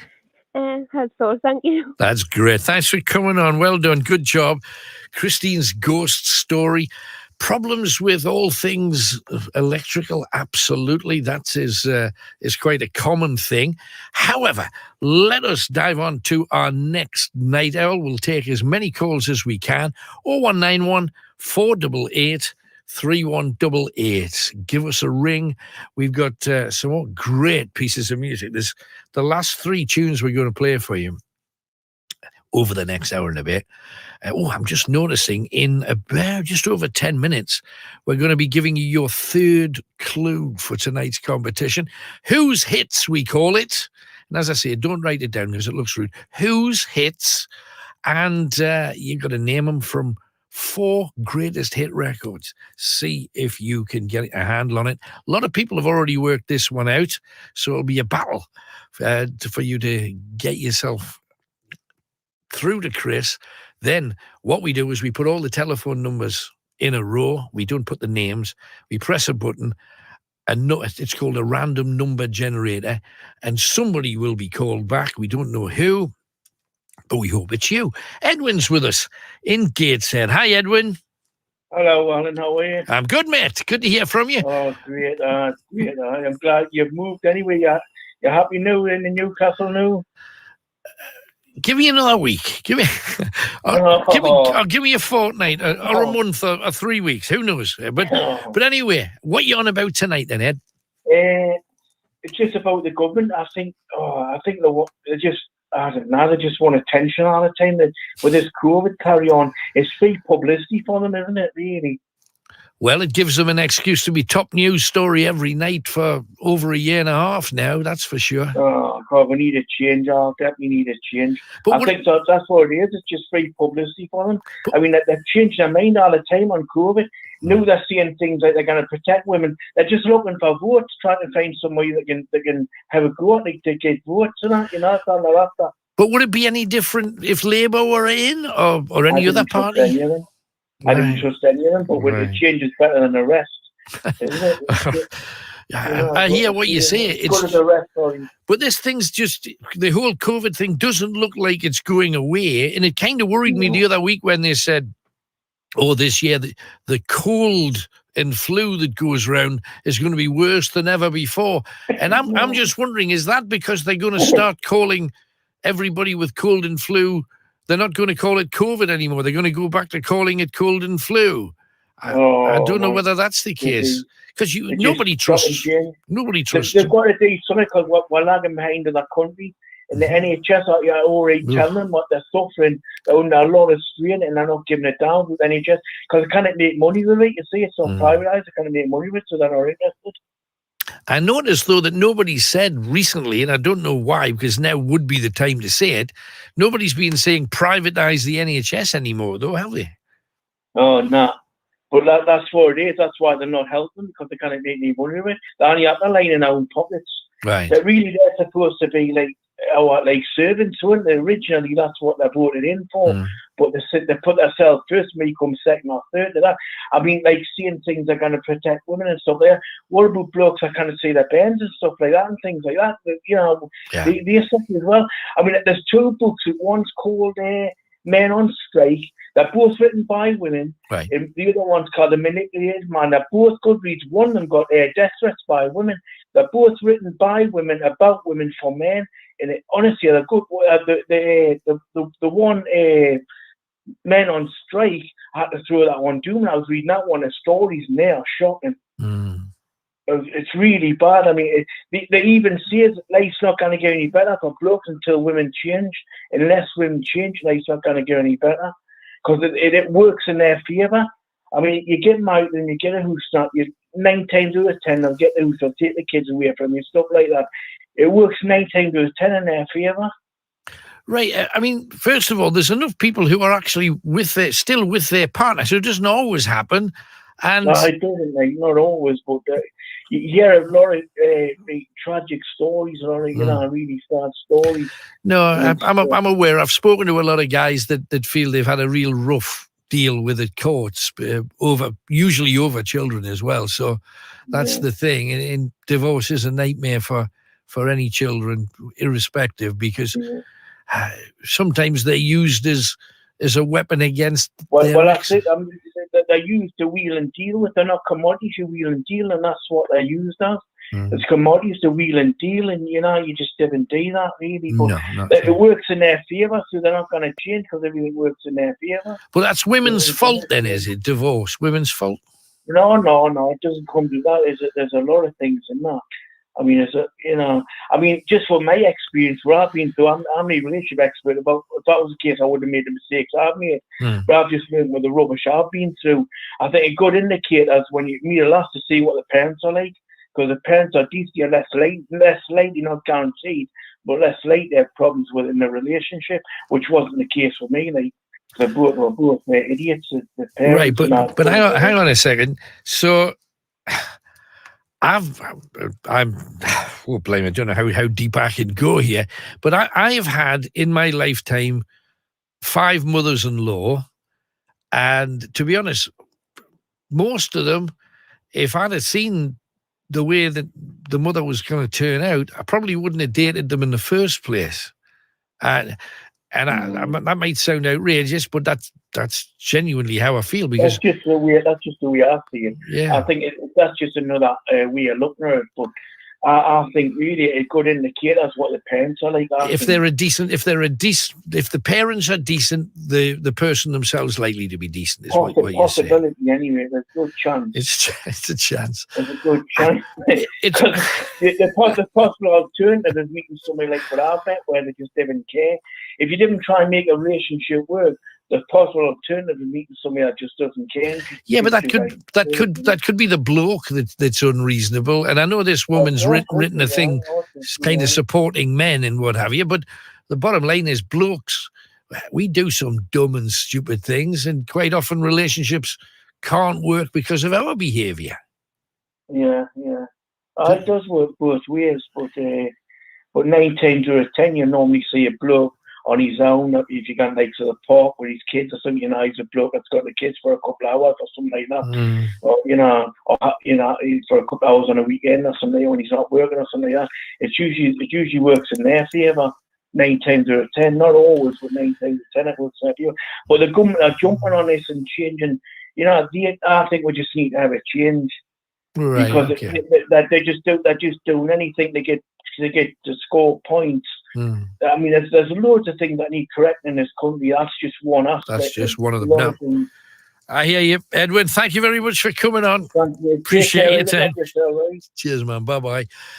I would imagine some of you ladies possibly disagree with that. 0191 488 3188. Divorce always works out on the side of the women. Now, I have to excuse myself from this for 5 very good reasons. Okay? 0191 488 3188. What do you think? Going to hit you with a piece of music. We're going to have no, we're not going to have the news. We'll take a break. I'm not going to bother with the news because it's unreliable. I don't trust it. Anyway, but we'll be back really soon with your third clue. But when it comes to music, Greatest Hits gives you what it says on the tin. Doesn't it? Really does. There's a witchy place down there. Sorry, Ken.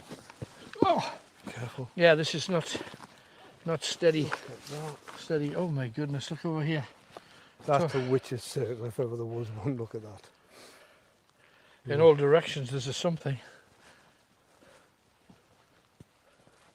And what was those voices we heard in the garden? No idea. That was weird because it was fast talking, wasn't it? It was. Like in voices as well, not English. No. Could it be Scottish? Could be. But it was weird. The tree that won't burns up here somewhere. I must admit, over the years, especially late at night, it's easy to walk past it without recognising it. Because there's that many things here. I know. We haven't even hit the castle yet. No, I know. And to be honest, you could do a couple of shows just outside. Oh, definitely.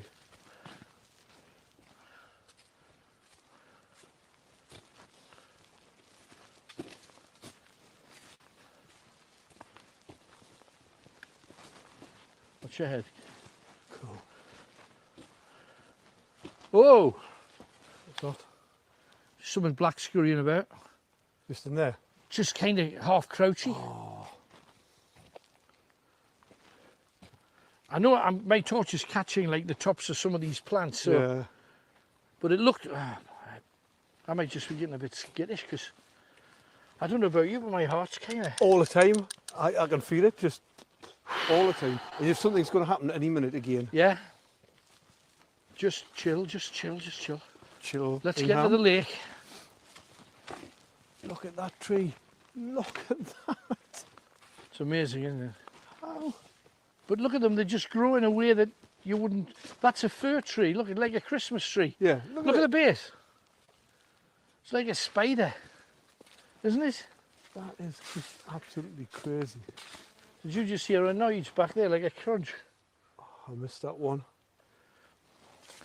But there is noises quite frequently here, mind. Isn't there? Trees It's, are magnificent. What is that? Look at that. What is that? That's like a monster, isn't it? What's the white stuff? I have no idea. It's like an ogre, isn't it? Yeah. Do you know what that's like? That's like some of them bodies in that in the torture chamber. Yeah, absolutely. Oh my word.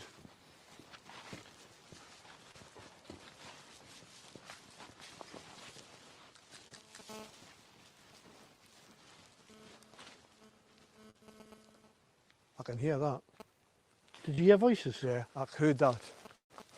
I definitely heard that further up there. Do you know what it sounded like? If you're approaching somebody and they hear you coming and they kind of go, hey, be quiet. Yeah. I heard that up here. It could be people here though, couldn't it? No, there can't be. We're the only ones in, surely.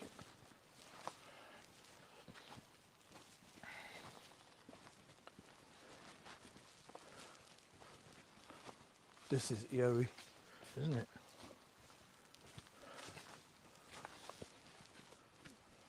Jeepers, what was that? Voices there? No, there was voices yeah, there. Voices there. Did you get that too? Just there?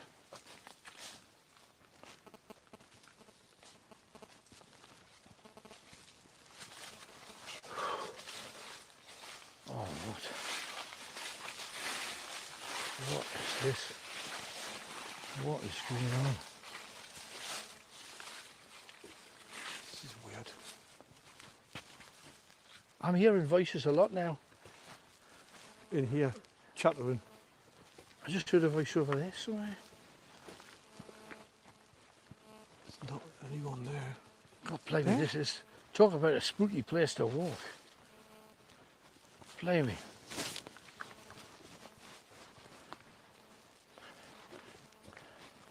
Come on, let's crack on. Let's get up there to the woods, to the lake rather. I don't think it's far from here, is it, Tony? No, it's close.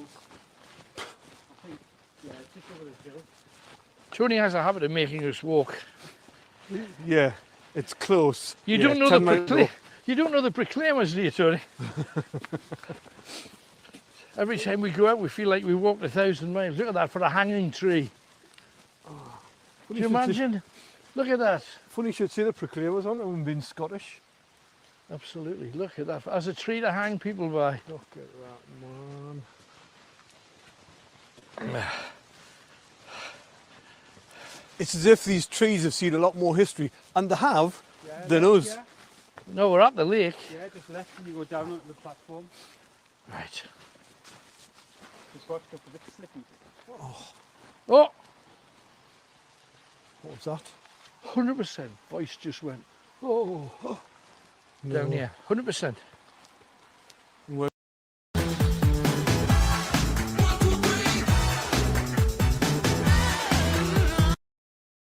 Furry friends can bring bacteria into your home. Don't just wash it, Dettol it. We're going down there.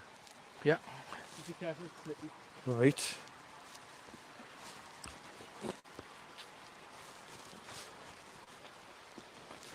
What's that there, Tony? There's a thing sticking out there, look. Oh yeah, I slipped it, it was pretty light earlier. Oh, great. Come on down here, Ken. Let's do a double bubble with the spotlight. There's the lake. There's the weir. But that's the lake here.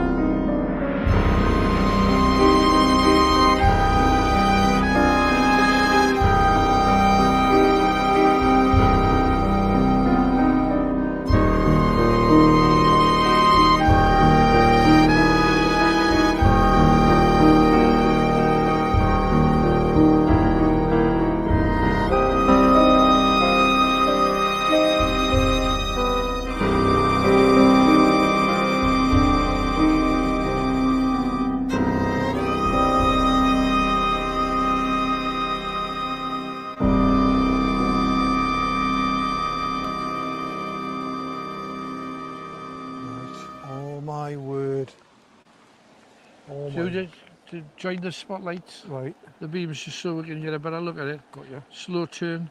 Yeah. That way? Yeah. It said that you're supposed to be able to see. Did you get that? You're supposed to get like mist flying over the. Who's gonna call next? Greatest Hits Radio.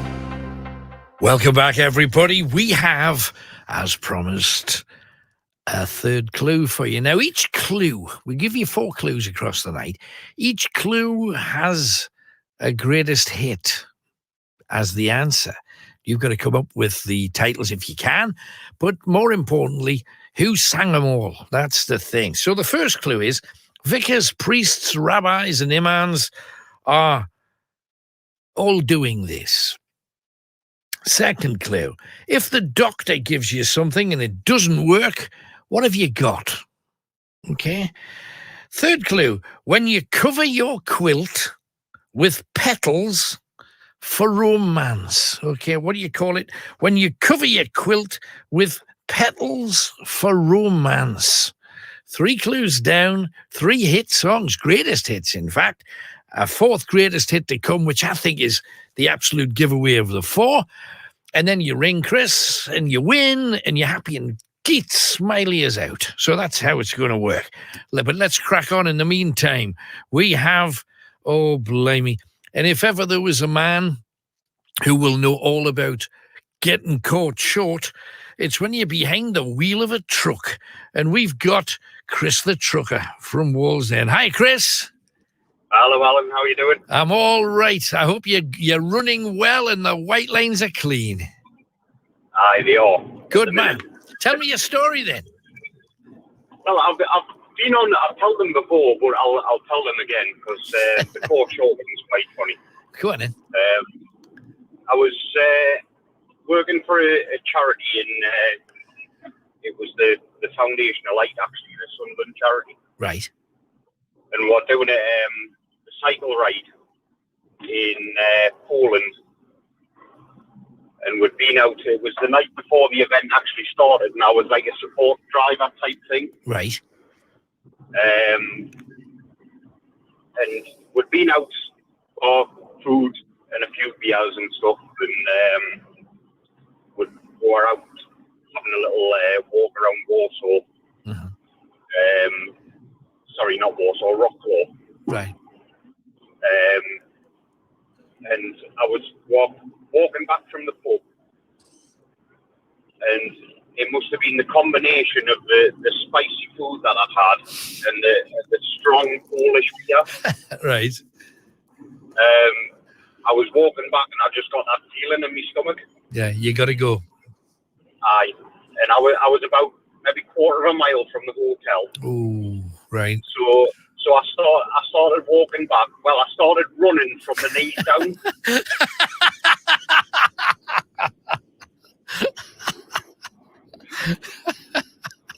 So I made it back to the hotel, but just as I was walking through the lobby door. Oh no! It kind of happened.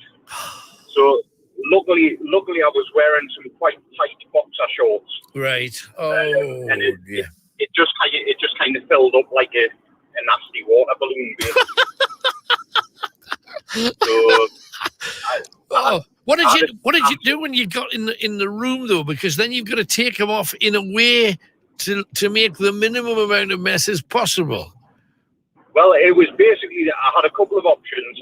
I dropped my trousers and tried to. Well, I kicked my shoes off, and I dropped my trousers and took my top off, and I jumped in the shower, set the shower away, and I took my boxers off. Oh, right. So that's a decent move, right? But did you not have to poke the bulky bits down the plug hole?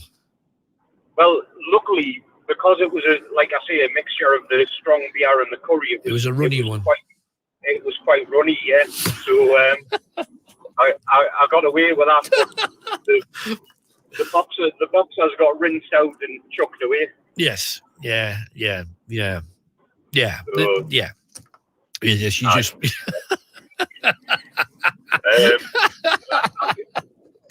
Great story, all the same. I've got my scary story. Well, go on then. Was when I was quite young. I've been shopping in town with my mum and my nana and stuff. Right. And we were going home on the metro, and we went down to the platform at Monument, and then the fire alarm started going. No, we're going into town. Right. So we just got off the metro and we got into the lift. Right. To go up from the platforms up to the concourse. Yes. And the fire alarm started going off and the lift stopped. Oh, in between floors? In between floors. Oh, and obviously, I was only a young'un. And my mum said she'd never seen us go that great in the entire life. Yeah, I bet. So that was my scary story. Yeah, because I don't think there's anybody ever been trapped in a lift ever that didn't think this is just going to fall to the very bottom. I'm going to die here. Yeah. And I know this. Or just get cooked in a box because with the fire alarms going off, you didn't know what was. Right. Yeah. You don't know whether it's a fire or not. Absolutely. That's it, yeah. Corking. Anything else, Chris? I haven't got. I might give you a joke because you said something earlier on that reminded us of a joke that I heard once. Come on in. If at first you don't succeed, skydiving's probably not for you. Tremendous. Thank you, Chris. Have a good night, man. No, Take care. Cheers out. Canny. There you go. Our truckers with us. The gentlemen and gentle ladies of the road. Always good to have them on board too. 0191 488 3188. You've had a corking court short story. What's yours? It's happened to us all. Doesn't matter whether it's a wee or worse, and it was obviously worse. Horrible. And the thing about, and I don't want to be too gross, but that whole thing of being ill. I once remember coming into a hotel room I was sharing with two other guys, and they'd both been drunk and very ill, and trying to clean up the mess after was just a nightmare. We were trying, if you really messed your room up badly, you had to pay extra money. There was obviously, we were in Spain, and they'd obviously had people misusing the room before, so they'd put this thing, couldn't afford to pay anymore, and we had to deal with illness in a bath and get it all away, and it was just gross beyond words. But you probably got a story or three too. Let's go to I don't wanna go to Chelsea, said Elvis, but we're going there because that's where Peter is. Hiya, Peter. Hello, Alan. Good morning. Good morning to you. What have you got nice for us, to speak Peter? to you. It's good to I talk was to you. going to talk about Marianne Cotton. Yes. And as I say, Nee Robson was her name. That's right, yes. Yeah, I don't think she's one of mine, but Relations. Yeah, but as I said, she was born October the 31st, 1833. Halloween. 1832. And she was an English, wasn't a suspected serial killer. Oh, there was nothing suspected about it. She was found guilty of it, and it cost her her Yes. life. Yeah. And as I said, she murdered her son, and it was supposed to be 21 other people as well. Yeah, for the insurance. mostly husbands and children. Yeah, but yes, yeah, she worked her way She through a led a few. colourful life, didn't she? Well, yes, yeah, and I think the dark colours, yes, definitely. You're right there, exactly. And last time I was speaking to you, we were talking about the Victoria Hall. Yes. And as I said, the reason the memorial could have been moved to Bishop Weymouth Cemetery, the Victoria Hall was badly bombed, during the war. Right. And they might have moved it there for safety, Maybe. I was born a couple of streets from behind there, I was. Mm-hmm. Yeah.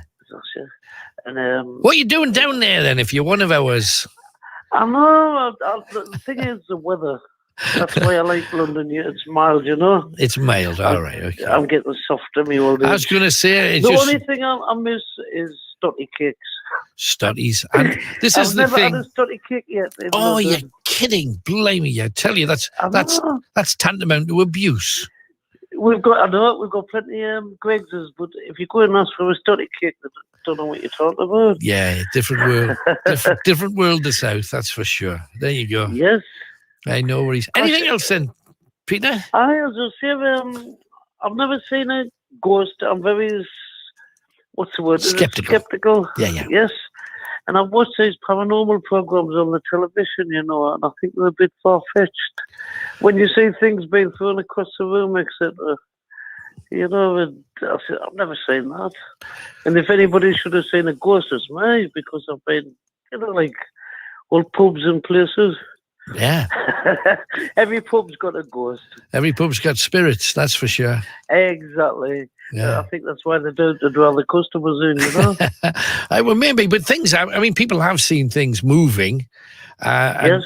And a lot of these American TV things, they tend to, if you look at the fine print at the end of the show, they always say, for entertainment purposes only. In other words, they're the ones that threw it. So it spoils it, doesn't it? Yeah. well, it does to me, but hey ho, to each their own. No worries.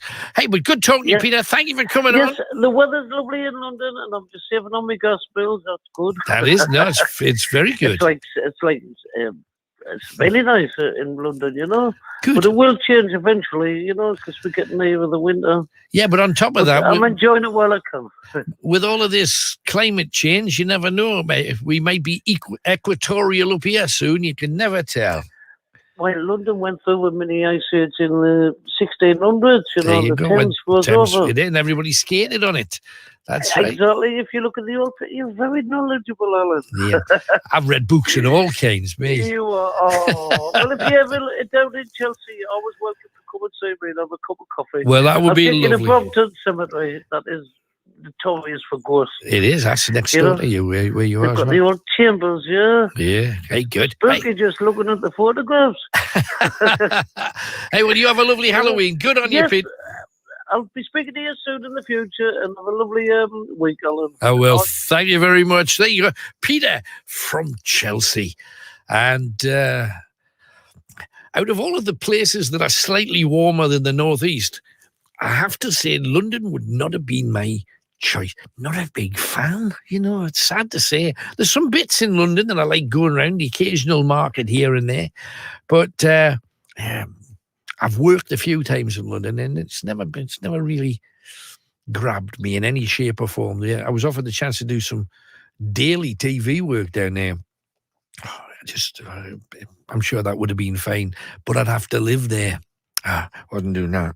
01914 488 3188. Whatever you want to talk about, give me a call right now. We got Dave, who I think is next. Let's go there. Hi, Dave. Hello, Alan. Hello, sir. What can we do for you tonight? I tell you, I'm just going to say, first of all, what a lovely clear line. Hurrah! Yeah, I was going to talk about Geordie land with you, because I know there's this debate about who's a Geordie and how far you've got to be from Newcastle, or how close to Newcastle you've got to be born to be a Geordie. I was born in South Shields in 1966, and I was brought up there, lived there for 20 years before migrating down to the south. And everybody referred to themselves in South Shields as a Geordie when I was a lad. Right. And it was only several years later somebody pointed out, no, you're a sand dancer. You are indeed a sand dancer. I know that, but I protest, as you can probably gather in my voice. I like being a Geordie, Right. and to me, Geordie land, given the definitions, I want to hear your definition in a minute. I personally, I've sort of made my own definition up, that it includes Newcastle, South Shields, Townside, right up to, you don't agree, no? Well, no, I'm hearing what you say, and there's various differences of opinion, and if we accept, because the history of being a Geordie is very, very specific, and I mean very specific, and it's the people of Newcastle upon Tyne who fought on behalf of King George when everybody else in the region wanted to support the Scottish because they didn't trust the English king themselves. Because we've always been miles away from the throne. Yeah. And the Scots, if you think about it, think where Hadrian's Wall was. It came right through the middle of the city, in fact, didn't it? The Hadrian's Wall. So if you realise, we had a leg in both camps, and there was a lot of people in the north who wanted the Scottish to win because they didn't like the Southern Jesse, the king and England. However, the people of Newcastle fought for King George, so they were known as Georgies.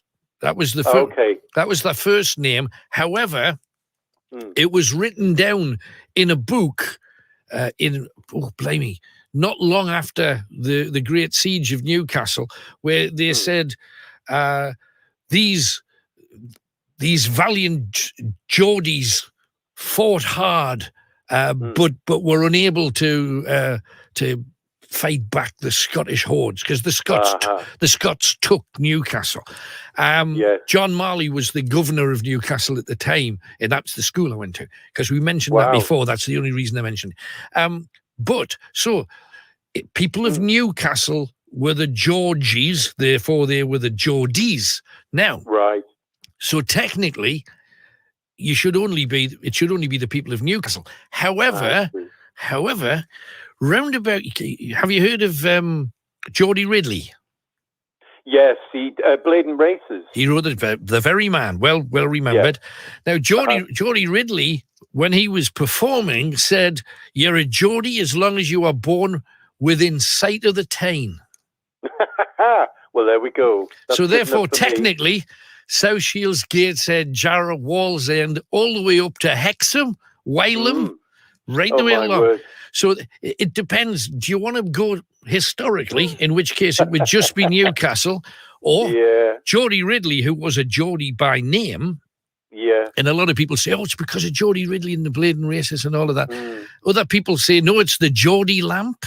That I was going to say the George Stephenson lamp. George Stephenson lamp. And he created that because his dad was blinded in a pit disaster.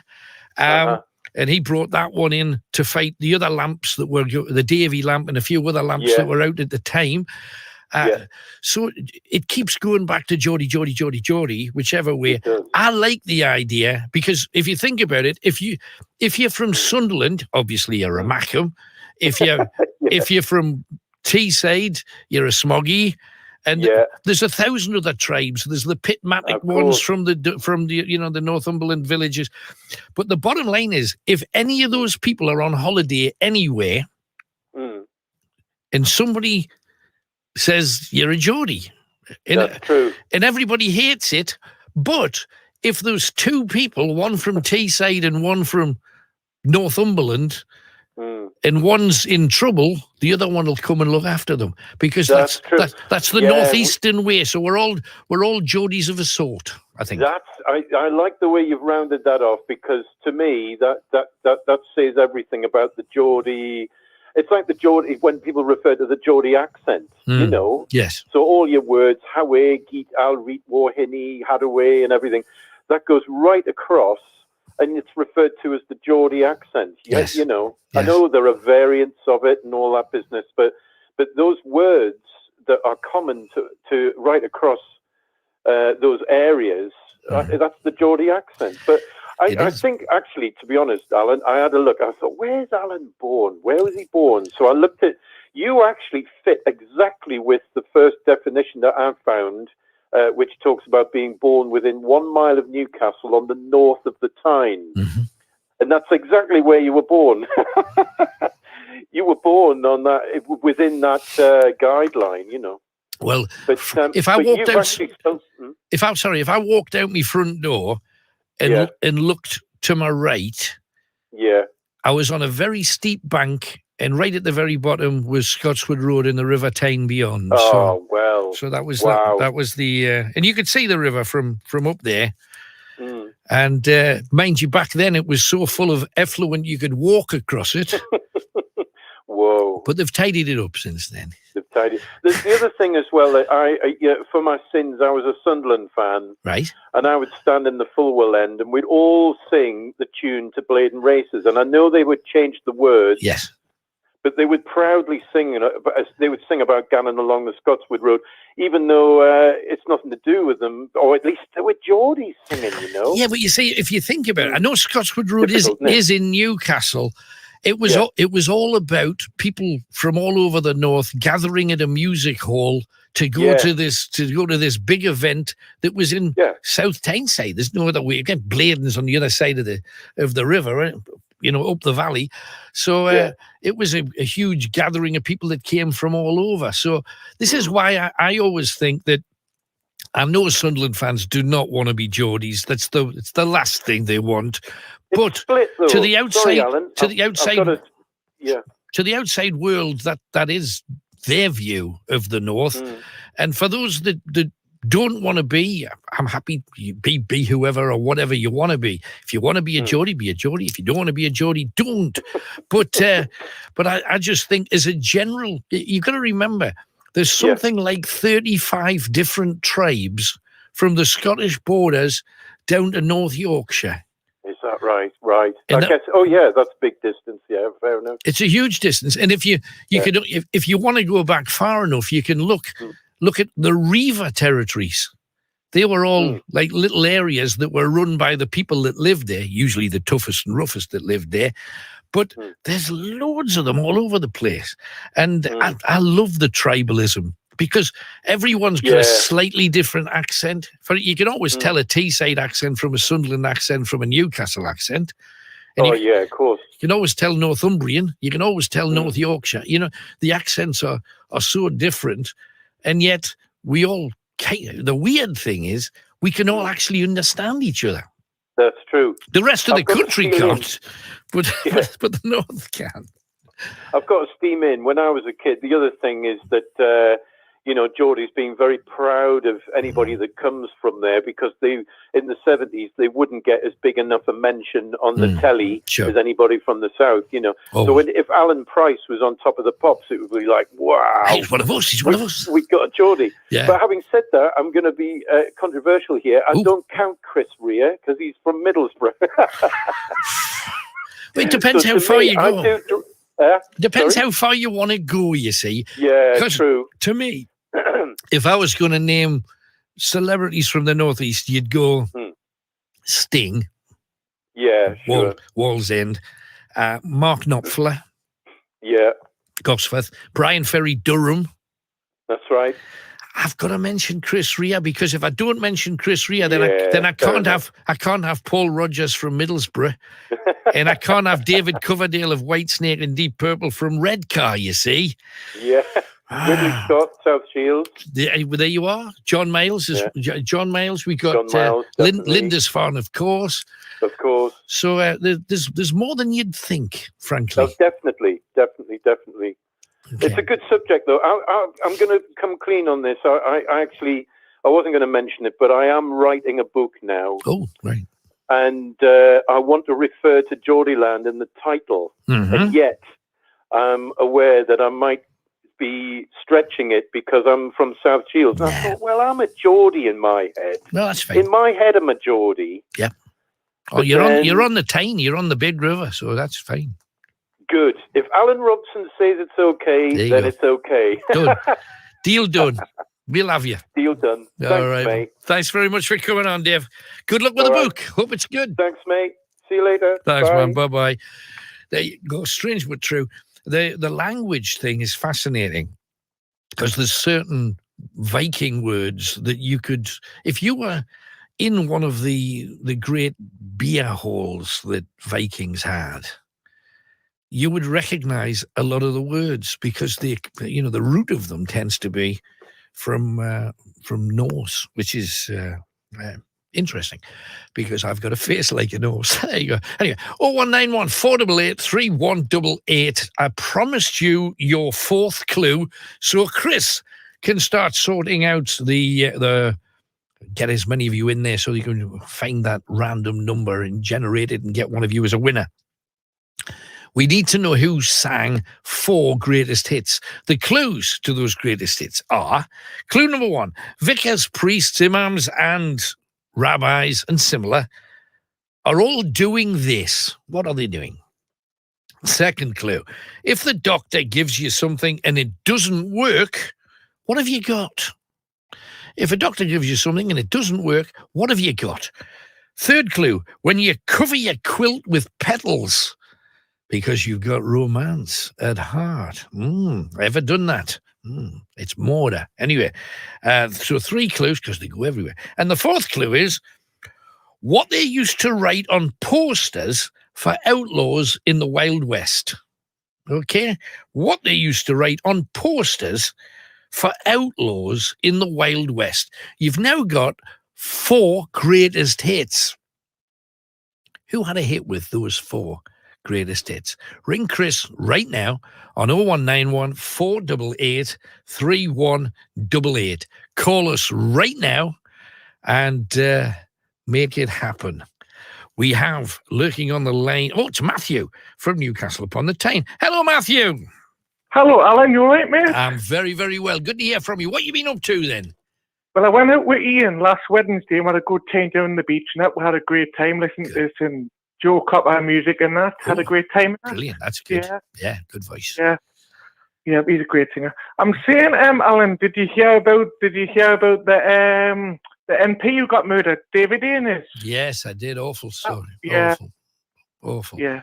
That was shocking, that, you know what I mean? Absolutely. I just don't know why people want to kill innocent people for. What does it achieve? It just puts you in jail and you lose your freedom to see your family, you know what I mean?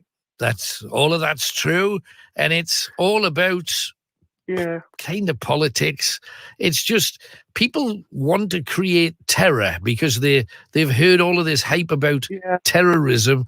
The problem is that's not terrorizing someone, that's killing somebody. And there is a difference. And the rest of the society isn't terrorized. We're disgusted. So I think these creatures that even think of this should think better because what they're doing is not working. Yeah, I'm saying, Alan, if we've got creatures like this on the street who go murder people, should they not be put in an adult asylum until they learn a lesson, by the way? You know what I mean? Well, you just shouldn't get out again. That's the thing. I don't want these people on the streets because for whatever reason they're doing what they're doing, it's not safe for the rest of us to have them out there, is it? I know. I'm saying, Alan, when these creatures go out of prison, they do the same thing again and again. I go, well, you've been daft enough to do it. You've been daft enough to do it the first time. Why you're going to do it the second time? You must be stupid and nuts. I'm saying, Alan, I've been playing the Call of Duty Ghost this week. All right. How'd you get on? You doing well? Yeah, I did well. It was a great game. Good. Yep, great game. I'm saying, Alan, the soap's been good. Corrie was brilliant last week. One of the characters died in it, but never mind. It was sad. One of the cows in Corrie's died. Oh, one of the characters died in it, I think. Oh, one of the characters. I thought you said one of the cows. I'm thinking if that was Emmerdale, I could understand it. I just can't picture a cow in the Rover's Return. Or maybe I can. Right. I'm saying, because how Johnny died, he died in the water, bless him. And Jenny was going to try and save him. I thought you got no luck, Pet. You're trying to save him now. But I don't get on about soap. How they did it is really, really good. You know what I mean? They really did. The storyline is really, really good in that. If you know what I mean? Right. Okay. Yeah. Oh, you I'm like looking your soaps? forward. Yep. I like them. I like Hollyoaks. Hollyoaks has been good. Emmerdale. Another person's being murdered by that woman. There's a number of women murdering people. All right. I was concerned. I was a bit concerned, Alan, when I looked at the telly and I seen somebody getting murdered. There's a lady called Angie on it, and she got murdered by this woman, and the man called David going out with a woman, and she loves the lady called Victoria. Right. But I'm saying, Alan, if an MP gets murdered, should they not have like guards around so nobody can go and get to them? You know what I mean? Well, if they're politicians that are in the government, I think that happens, but not to most of the other MPs who are obviously they come to their constituencies, the places in the north where they live, or the places where they live in the south. So I just don't think there's enough money to cover all of that, which is a shame. But apparently there's a guy who usually goes around and is just a friend of his who acts as an unofficial bodyguard. He wasn't with him at the time, so the whole thing was just very sad indeed. It's a shame, you know what I mean, because he was such a nice man, you know what I mean? The person who killed him should suffer in prison, you know what I mean? Right. It's a shame, really. I'm saying, Alan, I cannot wait for the Battlefield game to come out next month. I'm looking forward to it. Yeah, I'm saying, Alan, do you think are you on Halloween next Sunday? Is Night Owls on next Sunday? Yes. That's going to be good. I'll do some shout out to about 2 more things. Okay, shout out to Mary and Jimmy, shout out to Neil, shout out to Stewie and Stephanie and Danielle. I'm saying, Alan, my other 2 points. You know, when they make a computer game and they bring a new pack out for it, like an operator, should it be free? Should it be free if you get a new operator for it, if you know what I mean? Well, you would think so, but they're trying to make money any which way they can these days. That's the thing. I'm saying, Alan, they bring out, you know, the guy from Scream. Have you ever seen the Scream film before? Yes, I have. They bring out the operator for Call of Duty Black Ops Cold, but sadly you've got to pay to buy it, and I thought that's not fair. They should bring a Night Owls operator, you know, a Night Owls operator.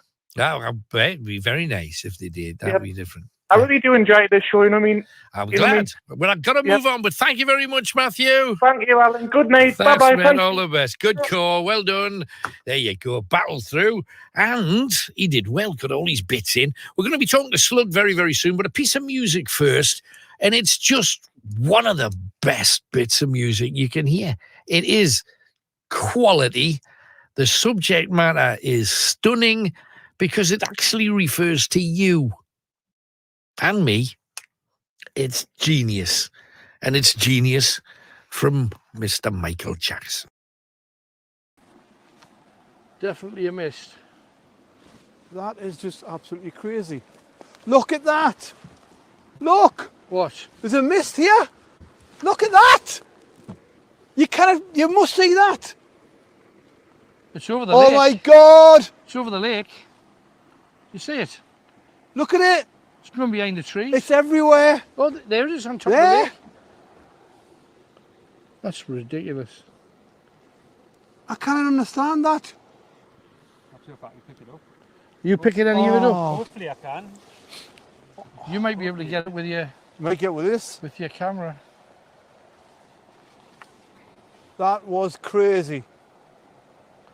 It was just there. Absolutely. I just think that people say they've seen it just moving across the top of the water. That's exactly, as if it's the souls of dead Scottish people. Look at that lake.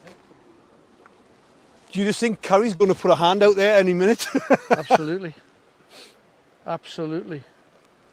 It's that kind of place, isn't it?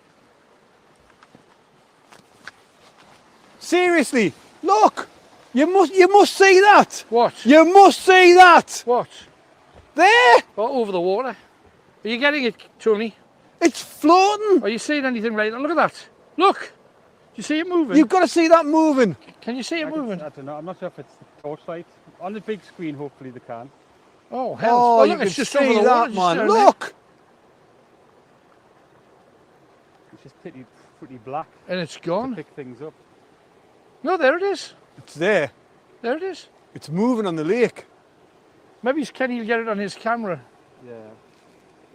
It's moving on the lake. You got night vision on yours? No. Yeah, that's night. It is night vision. Oh, that's great. Night camera. I hope we get that then. Definitely moving. Picks up everything, that one. Come on, is there a more lake? Or... I mean, there's another lake, but it's right over there. Right, come on, let's get to the castle. Let's get to the castle, absolutely. Oh, man. Blimey. Just, you know, it makes you think we could do a whole show just sitting here waiting Seriously, for the next thing. You could. Because that's going to be happening loads, isn't it? Not just because we're here. I'm sure. Could it be some chemical kind of something? No, that was like floating, like in the air. Oh. This is just... Oh, blimey. You don't know what's going to happen next, yeah? No, my heart's beating like crazy. And I come out looking at this kind of stuff. I must be an idiot. My hairs on the back of my neck have gone. I know. Amazing. Oh yeah, check the cameras on, please. Hopefully still on. Hopefully. Is it still on? Oh, it is, yeah. It is, we're good, we're good. Hopefully we would have got that. Honestly. Oh. This is too good. It's building up nice.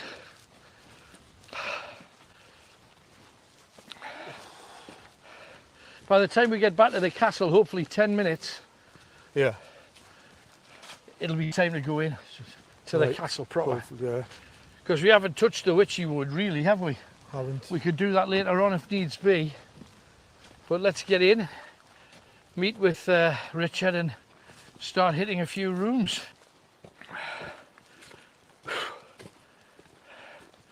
Right. Oh my goodness.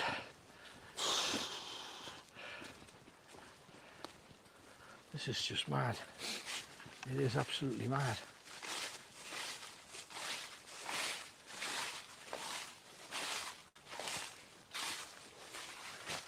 There's a bump across there. Is that not just a field? It is just a field.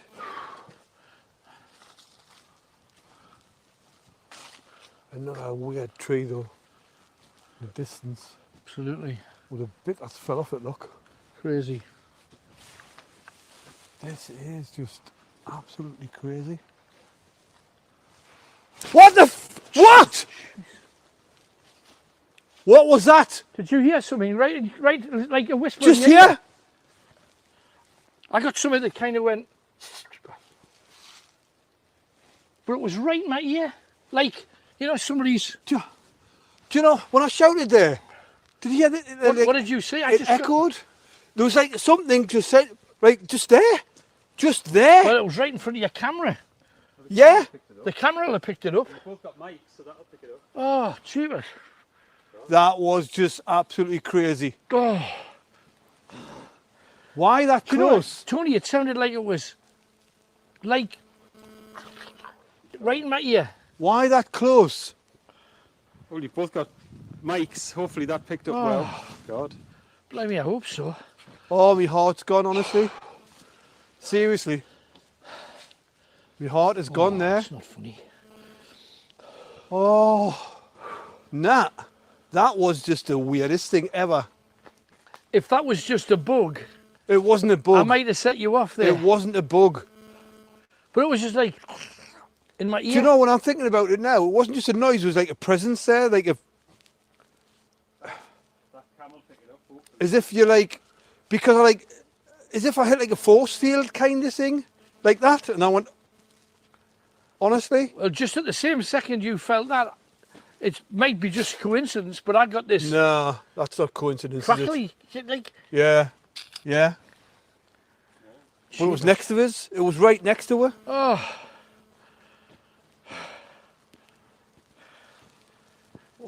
Oh man. Come on, let's get. I'm not sure I like it here, I have to say. Oh, I think I've lost it a bit there, like. Oh, there's black stuff moving about. Oh, no. That was... I've got a tear. I've got tears here. What the hell? Seriously, man. What the hell? I am prone to a heart attack. I'm feeling it right. Don't. Yes, man. Yeah. Oh. It was just weird. Why have I got tears? Oh, that's just not... Seriously. Tears here. I'm straight into this. Man. Trying hour 1 and 4, so... Oh, don't. That was just freaky. You both made me jump. I was quite way behind. It was freaky.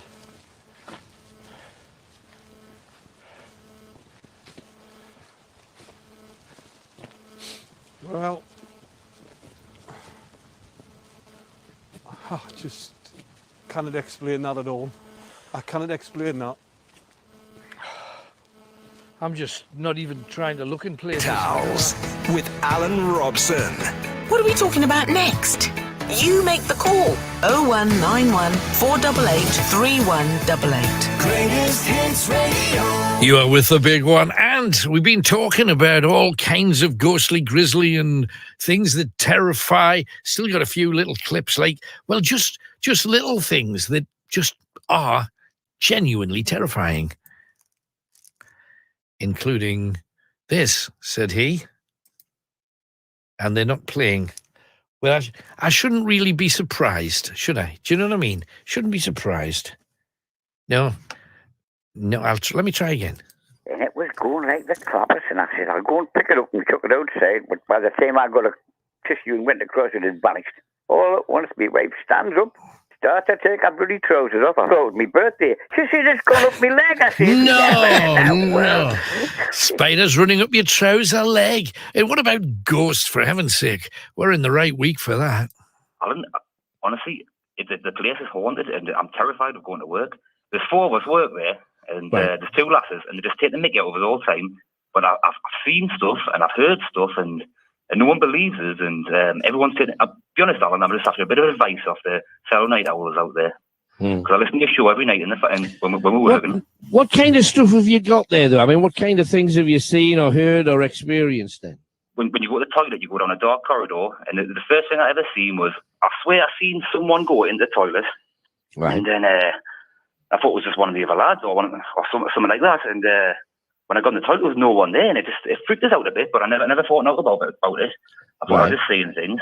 It was about 3 weeks later, and again, down the same sort of area, I heard like someone shout, Colin. And I looked round. My name's not Colin, like. But, right. And I looked around, there was no one there, and I just thought, oh, there's only one of a lad works on night shift, so. Sure. I thought it was one of the security guards. I went and asked them, I says, any use called Colin? They're like, no. And so basically, I definitely heard the word, you know when you hear someone's voice, and yeah, sure. It's clear, and it was definitely Colin. That's what they said, like, and that obviously that scared us a bit. That, like, there was no one, but there was only 4 of us work there, and plus the security, the 2 security guards were on night shift. And then I just heard other stuff, Alan. Now it's just, to be honest, it may sound stupid, but I'm actually getting. I was glad to have this week off because I'm getting scared of go to work now, like. And then a soldier's waking nightmares. And I was part of a UN team that was actually tagging and bagging the bodies that they were finding in the mass graves. Right, hell's okay. Now, there are certain things in life that take me back to that. One is the smell of like diesel fumes, things like that. It's a very strange and unique smell. Right. Now, you ask the question, what happens in my mind? What do I see? What do I hear? Yeah. Now, I've seen people dead. I'm going to leave a little blank, and I think you know what I mean by I've done things that have made people die. Right. Okay. Now, my biggest fear in life, is going to sleep. Okay. You may think that that's strange, but it is. During the day, I have flashbacks, and I go back to the exact time and the exact place and an exact memory. But I wake up from it. I'm awake. I'm living my life. Right. When I go to sleep, I have what's known as waking nightmares. You're probably one of the very few people, other than the councillors and the whole of Newcastle, that have actually told these things to over the years. How about that? The great terrors of your life. However, we've got Slug on the line, and Slug's with us, of course, in Middlesbrough. Hiya, Slug. Now then, long time no speak. I know, welcome back. How you been? I've been all right. I've been surviving. Good man. Yeah. I've not got nothing on topic for you really. It's just, I was sort of missing. Well, it was disastrous when you left. When you left the other station, I was affected by that. I never thought I would be so much, but sorry, man. Yeah. Well, I'm bopping about playing Pokemon Go in the middle of the night. I'm listening to the radio. Has it come to this? Yeah. I know what you're saying. Yeah. So I've had to listen to the other fella. The one who's sort of, he's filling a gap.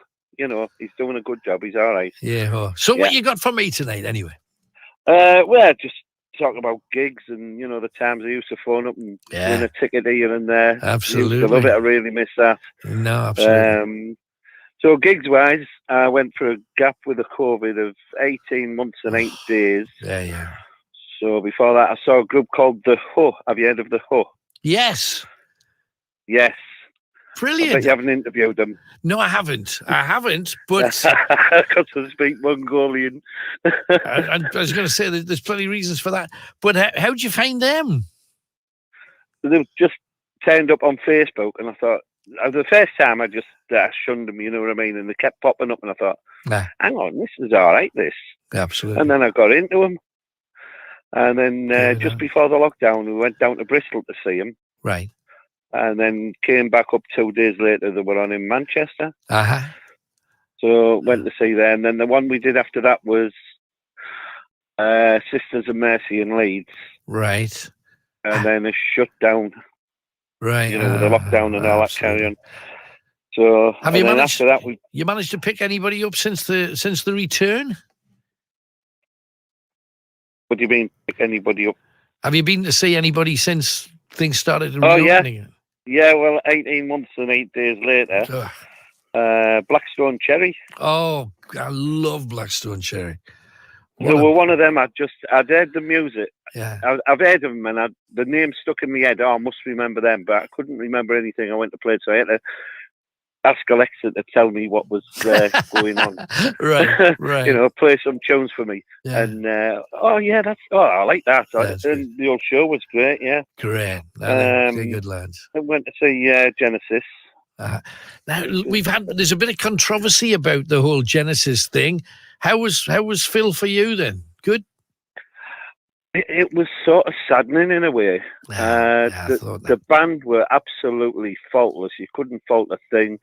His son jumped into the drums, absolutely perfect. But when he was singing, the longer notes he was holding on to was fine, but the shorter words, his voice seemed a bit granddaddy-fied, if that's a word. Yeah. You know what I mean? And it was a little bit, it just took the edge off it. But overall, I enjoyed the gig, and it's the last chance I'll probably get to see him. No, I think that's for sure. That is for sure. And you've got to make the most of that. No, 100%. I just think it's his shit. I know why he did it, because obviously he's an entertainer, and he's never had the chance to do a goodbye thing, and he felt that it needed to be done. When I saw him on television doing the interviews beforehand, I was really shocked and saddened, because he's always been the healthiest little fella, if you know what I mean. And that's not it's not how I want to remember Phil. That's the thing. Yeah, that's the little bit of a niggle. But anyway, can't change it now. Been there, done it. So absolutely. So obviously, with all this and tickets getting cancelled, and we're buying more tickets as things go. I've got the Eagles of Death Metal going on. Right. Sweet. Right. Saw them in Sweden about 8 years ago. Yeah, they're loud. For the first time. Stranglers. I love the Stranglers as well. Brilliant. Yeah. Nice and got sleazy. The Quo. Yeah. Quo in March. Fabulous. Now, a Swedish band, I haven't heard of them, but they're supposed to be big. Sabaton. They've been around a long time, and they're kind of dark. Well, they are dark metal. You'll enjoy them. They'll knock your wig off, that's for sure. Then the Ho again. Yeah, brilliant. And Lordy. Evanescence. Evanescence are great. Oh, you're in for a treat. We're running out of time, mate, but thank you for coming on. Great to catch up. So look, keep on. One last one. Yes. Aerosmith. I know you'll like that. Love Aerosmith. Jealous as hell. Yeah. Well, you've talked to him also. It's me who's got cause to be jealous. No, hey. Right, I'll let you crack on. No worries. Just thought I'd fill that little gap for you, mate. You did. Try and catch up with you again. Brilliant job. Thank you very much. There's the Slug from Middlesbrough, seeing some of the greatest bands in the history of the world. Oh, I'm just mentioning Quo, the Stranglers, Aerosmith. Good gracious. What a bunch. So you have now 4 minutes. 4 minutes to get this quiz answered.